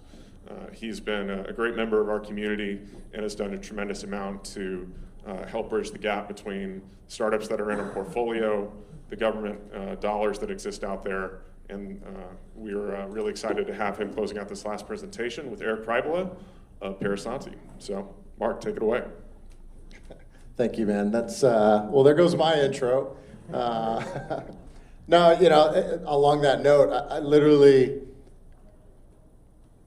put missiles on a truck that you never knew were there. And that's when I pitched myself. I was like, oh man, I just became Q. And it was really a really cool experience to work with the users, the special operations community. But that's not just what I know. So I spent, I'm a first generation American, I'm a second generation veteran, and a third generation entrepreneur. So when you talked and you saw all the community here today, my old man did this. My old man was a weapon systems developer for the United States Army. So I knew the lingo. I knew the vernacular, and now I joined the Army. And that really, I think, was a compounding effect to my success, where I was in the dirt in White Sands Missile Range working on the biggest Army program at the time. And it took me all the way to the Pentagon, where I was Secretary McCarthy, the Secretary of the Army's lead acquisition advisor, working on Army Futures Command, briefing all of the cross-functional teams, right? When the atmosphere of the Washington or National Capital Region was, we need to innovate at speed.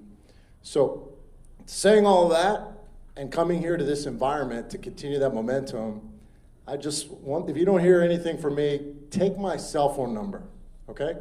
You saw those price tags that are up there from Eric? Eric, that's a great chart if you're in the room, man. That was a phenomenal chart, right? I'm gonna give it to you for free, okay? Because I want you to be successful, all right? I am here and I am your Sherpa to help you get along that right path, because those numbers are scary. And if you're just starting out, you're already in a financial constrained environment, right? And so I challenge not only my peers from leaving the uniform, right? In fact, there he is right there. Raise your hand, Chris. You need to go beat him up. Chris right there. He's also somebody that should be helping out the startup community, because I dare to say nobody's actually owned federal money before and allocated federal money before. I did, right? So I understand the risks associated with that. And having these type of ecosystems are very important. So crossing that valley of death, I'm joined here by my partner in crime, Eric. Eric, please give him a little intro about yourself. Okay, so obviously tough act to follow there, but Eric Pribola, I'm currently the head of federal for Parasanti, which is a edge computing software data orchestration company startup based out of here at the Cabot factory. We are bootstrapped. We've been around since 2019, so we are currently in the throes of the pain points that Mark's talking about. But my previous life, I'm a retired Army officer. My last gig was here at Army Futures Command. I was working in the Army Applications Lab. So I've got a lot of scar tissue on both sides, and it's a very interesting, unique perspective.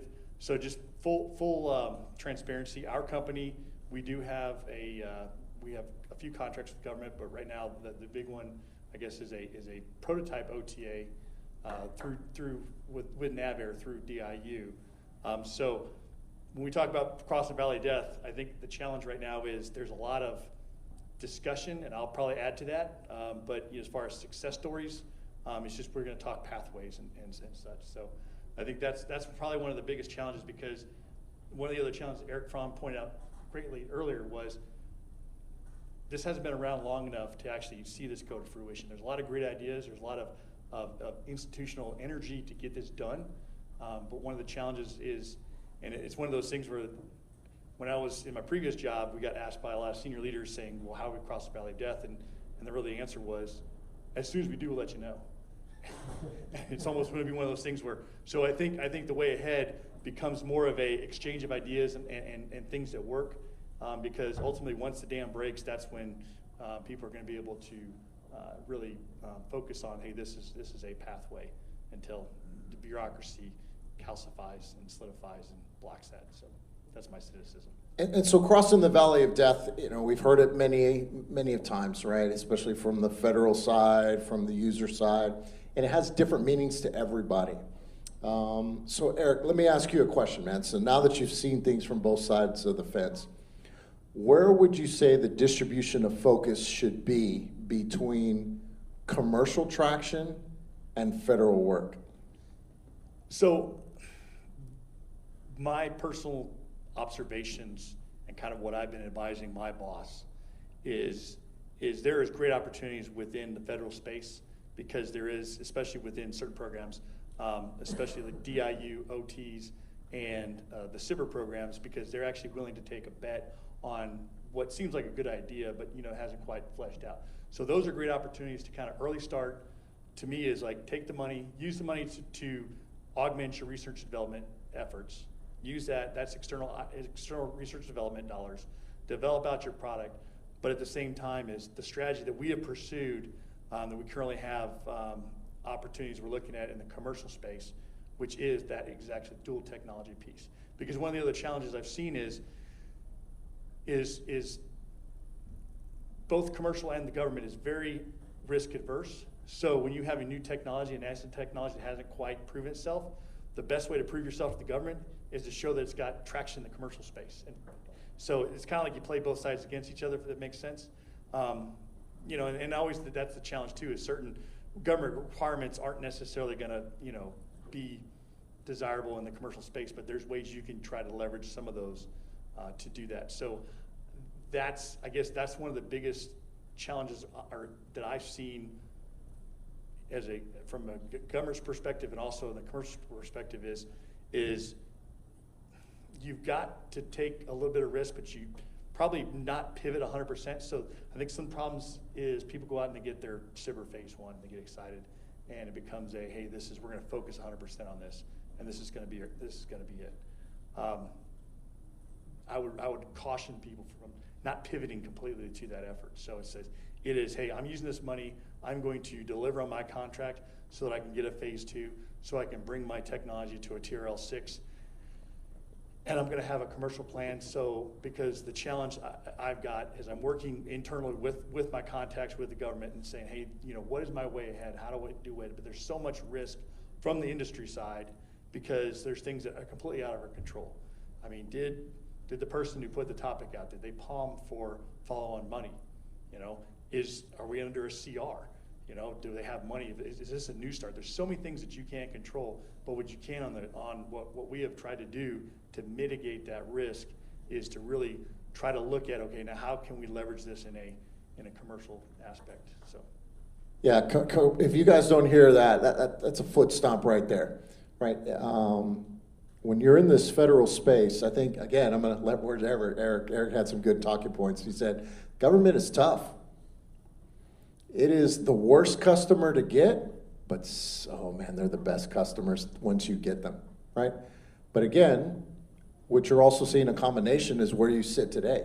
You're in a venture capital firm's building. Venture is starting to see the opportunities when it comes to dual use pathways. The burden to fund that doesn't and shouldn't really be solely on the federal government because they're not as responsive sometimes, right? And these are taxpayer dollars. And so there's going to be a lot of scrutiny when it comes to investing in this type of efforts. So you have to be able to come up with dual use strategies. Dual use strategies. And so, Eric, with that in mind, how much traction would you say is out there from a federal standpoint? Do you see it solely resting in the Department of Defense or others? So I hope I get this question right. I think the challenge is when you're talking to VCs, talking to investors, one of the challenges I've seen is also translating that to total ROI, because that's the other challenge is when you start doing, you actually go realize you're saying, hey, I've got a widget I'm going to hang on a 109, can artillery.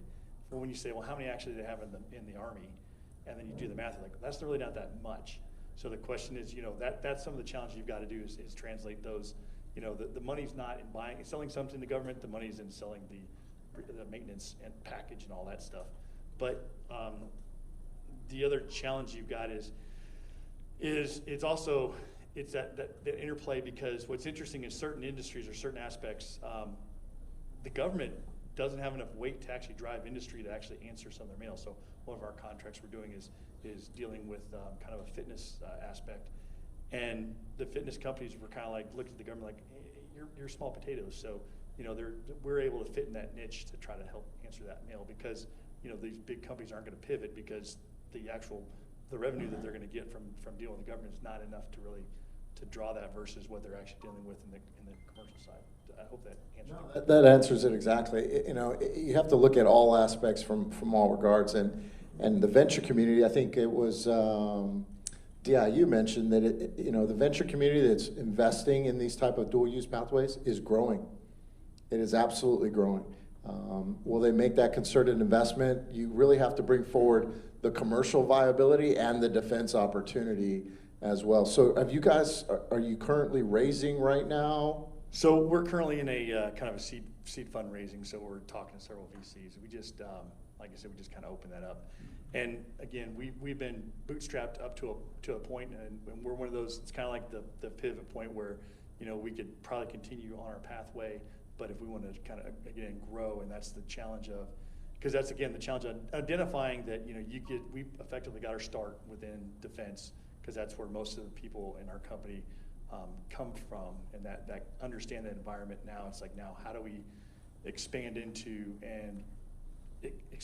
what we've identified as some commercial, like we're doing energy, oil and gas, and at the end of the day, it's just like Eric mentioned earlier, you got to buy that expertise for the government. You also got to buy that expertise for some of that commercial stuff. So that's part of that expansion piece.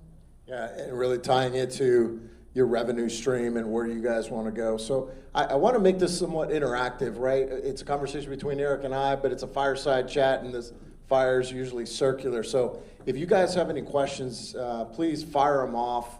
We can really talk collectively about the Valley, right? And it is out there. It's out there from the commercial sector, and it's out there from the defense sector. One question, yes, sir.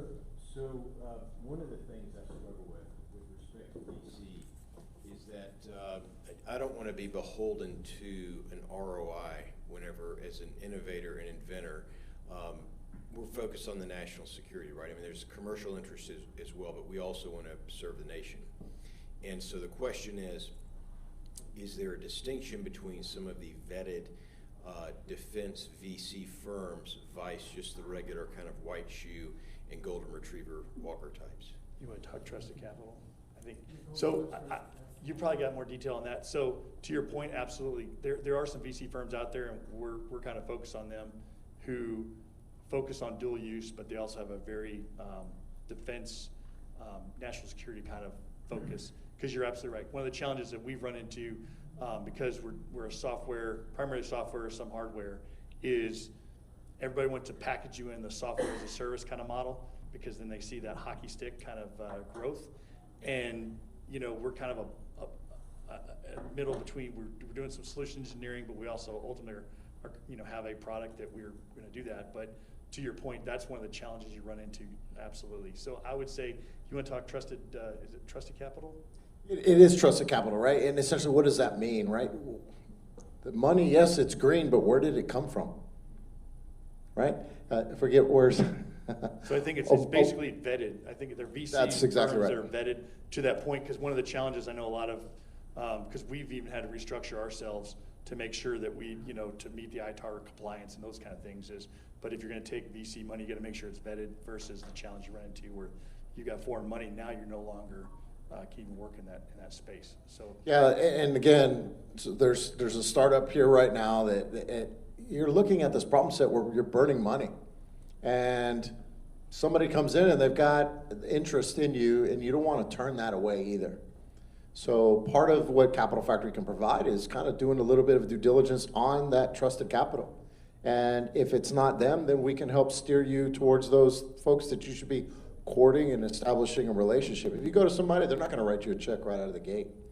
So again, managing that with a strategy, understanding that, finding out where are the right places to be.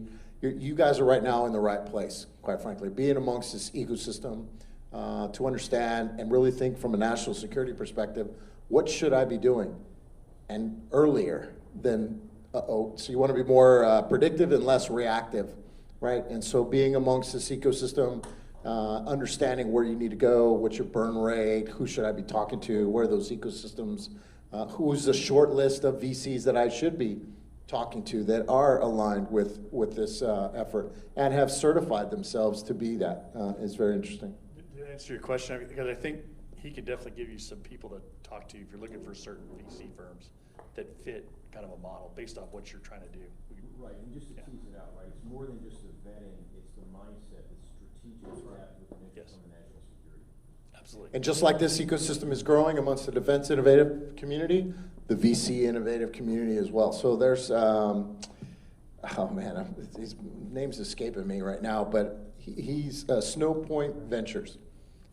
He's done a lot of work, you know, in the federal environment, done great things, and now he's focused on that as well. There's another one. Is that Doug Philippone? Yeah, thank you, Doug. That's right. Moonshot Capital is another one that is doing that as well. So the short list is slowly becoming a very bigger list by the minute. Yeah, I'll do a plug for Moonshots. I'm Chris Mitchum. He kind of put me out earlier. I'm an active duty Army acquisition officer with program and contracting experience, but the Army's trusted Moonshots enough to put me in a fellowship with them for a year, a venture capital firm, because our founder, Craig, is a serial entrepreneur that left defense and basically did startups in defense and then transitioned over to being, you know, in a venture capital firm. So I'd love to talk to you afterwards, but that's something we specialize in. Any other questions? Crossing the valley. It's tough. It's about, question in the back. There you go. So, primes, you know, valleys are filled with vultures. So, where do you see the primes? Like, which vulture are they? Or when you say primes, prime contractors? Yeah, I'm just going to tell you that right now. Prime contractors, you need prime contractors. Okay? I hope if you hear me today, I'm going to foot stomps. You need them. Why? Because they're integrated already. They are there. They are there. What we're seeing, at least in this environment, is the change of tactics. Raytheon's not here right now, but Raytheon is a good example to say, look, all right, if you have a missile, it probably came from Raytheon, right? Which means we're there already. Anything new and innovative likely is going to have to integrate with our systems. So we should start working together earlier, vice, you know, the prime aspect or the traditional way of, hey, they're just going to gobble them up, right? A merger and acquisition, and they're going to stifle the innovation. You need the primes. You definitely need the primes. What's your thoughts, Eric? We're talking to primes, and that's absolutely one of our strategies is because at the end of the day, again, the challenge you run into when I talked about mitigating risk your contracting officers, this is not a ding, this is just a reality, is they're going to try to mitigate risk by taking a startup and partnering them, if they can, with a prime, because that prime has experience actually doing the integration. The other challenge you run into is at the end of the day is, if the government does not want to do integration, so it's really cool that you have an aspect of a solution, but they're not going to, the government doesn't want to put the Joint Strike Fighter together. They want to hire somebody else to herd all those cats. And that's, so there is absolutely, now obviously you got to go in eyes wide open, because you have to understand there are certain challenges you run into, because if your technology is not really where, if it's high risk, that prime isn't going to invest per se in that technology to integrate it. They're more than happy to say, listen, your really cool widget didn't work. I found a cheaper one, and I'm going to go ahead and go back to the government. So that's a risk that you run into. So what I've seen on not necessarily with my current company, but I've seen in the past where some companies did come in, they did not have the technology where it needed to be, and it wasn't quite validated. And so the prime basically did, it's not personal, it's business, but they basically said, okay, I've got a cheaper solution to integrate, and I can still answer the mail and achieve my contract with the government. So that is a downside that you have to be aware of, but those are risks. But at the end of the day is, they have entire divisions of lawyers, they have entire divisions of people reading SAM.gov. Leverage that and use it. Yeah, and again, a plug is finding an ecosystem that can help advise you on that, right? So it's not an absolute, it's like, hey, this is for consideration. What do you think? And it all resides here, right? From Alan Apple, who's over there, from a legal standpoint, he can kind of give you some thoughts on that, or at least arm you with success, right? The other standpoint is kind of, look, you're hiring a board of advisor. This 4-star general says, hey, I can get you this, I can get you that, right?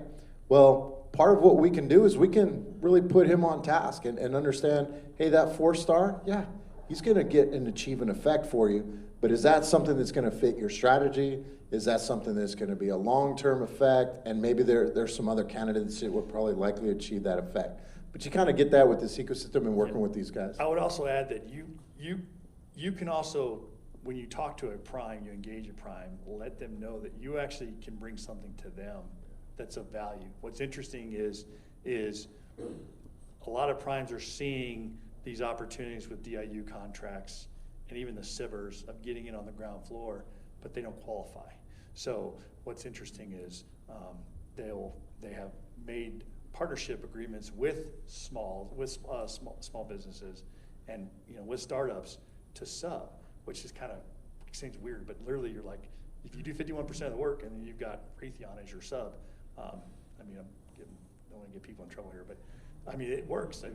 Those people have contracts. So those are opportunities that they look at. So they look at, and again, because at the end of the day, is they know, it's less research and development dollars they have to invest as well if they're able to integrate your technology into a solution, or they are part of helping you with your solution. Yeah, and not everything is perfect either, right? You're not going to get it right out of the gate. And so having a good prime as a partner can maybe offset some of that risk for you as well, right? You're building that long-term partnership. And another thing that you guys need to think about as well is, right now we're talking about domestic federal. Well, those primes have really gone global. And so they are also a good advisory entity for you that says, hey, there may be opportunities in a different environment, right? Because this saturated here. So they have a level of insight that can kind of help you with that. Are there any other questions? I was going to pile on behalf of Capital Factory. One of the benefits of Capital Factory as a VC, if you guys don't know, is we have such a small percentage stake that we actually have an innovation council. So before you go talk to a prime, just kind of like before you go talk to a VC, it's good to have someone who's already experienced talking to them. So feel free to lean on Capital Factory. Hey, I'd like to approach this prime. They're in the sector. They have the relationships. I see their lobbying. I want to protect myself, just as you would if you wanted to go meet the VC community. So feel free to lean on Capital Factory. One of the questions I was going to ask Mark and Eric is do you see, where does academia play in helping bridge the valley of death? I'll throw that one to you. So I'm going to plug Texas McCombs. I was an infantry officer with a standard issue international relations degree, a master's degree. So I figured if I wanted to get a job in Austin, I needed something better. So I went to McCombs and got a Master's of Science in Technology Commercialization. But what was interesting was in that class, we linked up. Basically, you form your own little company. Long story short, one of the guys in my group I just got lucky to get with. He actually had a patent on a very unique neutron radiation detection capability that was like amazing. So we actually built out the commercialization plan, which was funny because it was cheaper for him to go to McCombs and build a commercialization plan than to hire a contractor. But so he went that route, and we wound up helping him out. But to that point is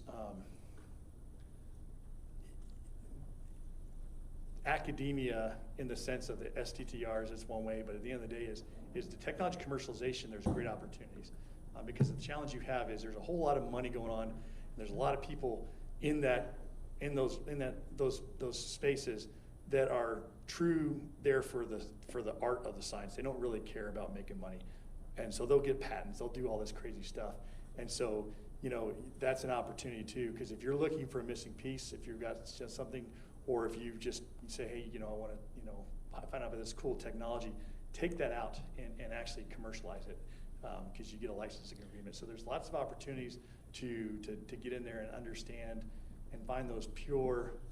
Because that's really, talk about another valley of death is, science for science sake is awesome. There's really cool stuff, but actually taking some cool thing and actually bringing it all the way to the point where it's actually usable is a huge, and there's actually, most research universities have office commercializations. You guys can go down and talk to them, and they'll do licensing agreements, but it's kind of a whole new world I wasn't even aware of. So I'm a voracious reader, and I like Tim Ferriss, and in that book, 4-Hour Work Week, right? So there is a place for universities. Is it the one spot? Absolutely not. So we do have programs like STTRs where there is a place for you to work with the universities, right? But is that the sole pathway? Absolutely not. But it's a compounding effect for you, right? Maybe you're going to find something going on in the university that you weren't really aware of, but that you can leverage. So if you look at Silicon Valley right now, how did it become Silicon Valley? If you look at Boston and those areas, how did it become, a major hub? Well, it started with federal funding, FFRDCs. There's a great book called The Code written by Margaret, I forget her name. It's a bit of a history book, but if you want to know how those places became what they are, read that book. Follow the money really is kind of what it's about. So universities do have a part in it, but sometimes they get into cultural norms that really slow things down. So you have to be a little bit of a systems integrator and leverage certain activities to build upon the story to go forward. Again, it's on you, not the ecosystem really. So you got to have the hustle. So I think we have time for one more question, or are we getting the hook, buddy? It's beer 30. Does anybody have a question, or are you just waiting to go to happy hour? It's beer 30. So Eric, I think that answers that then. Yeah. He's already got the drink, right? Eric, you have any final thoughts or things, contribution you want to share with everybody? I don't want to stand in front of you guys and a drink, so I guess thank you for the time, and like I said, happy to talk with you afterwards offline and share what I know and try not to be too cynical there. But. Yeah, thanks everybody. Bye-bye.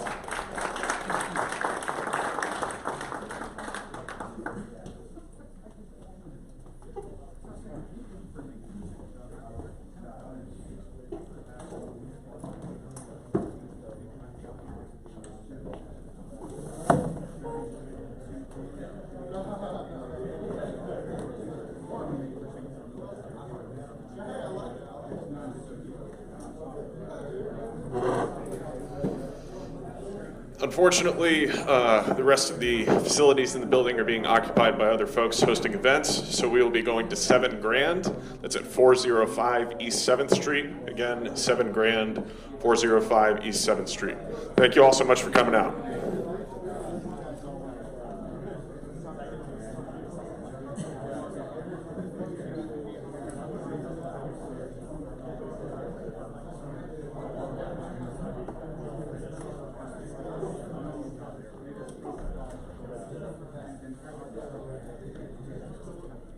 Yeah.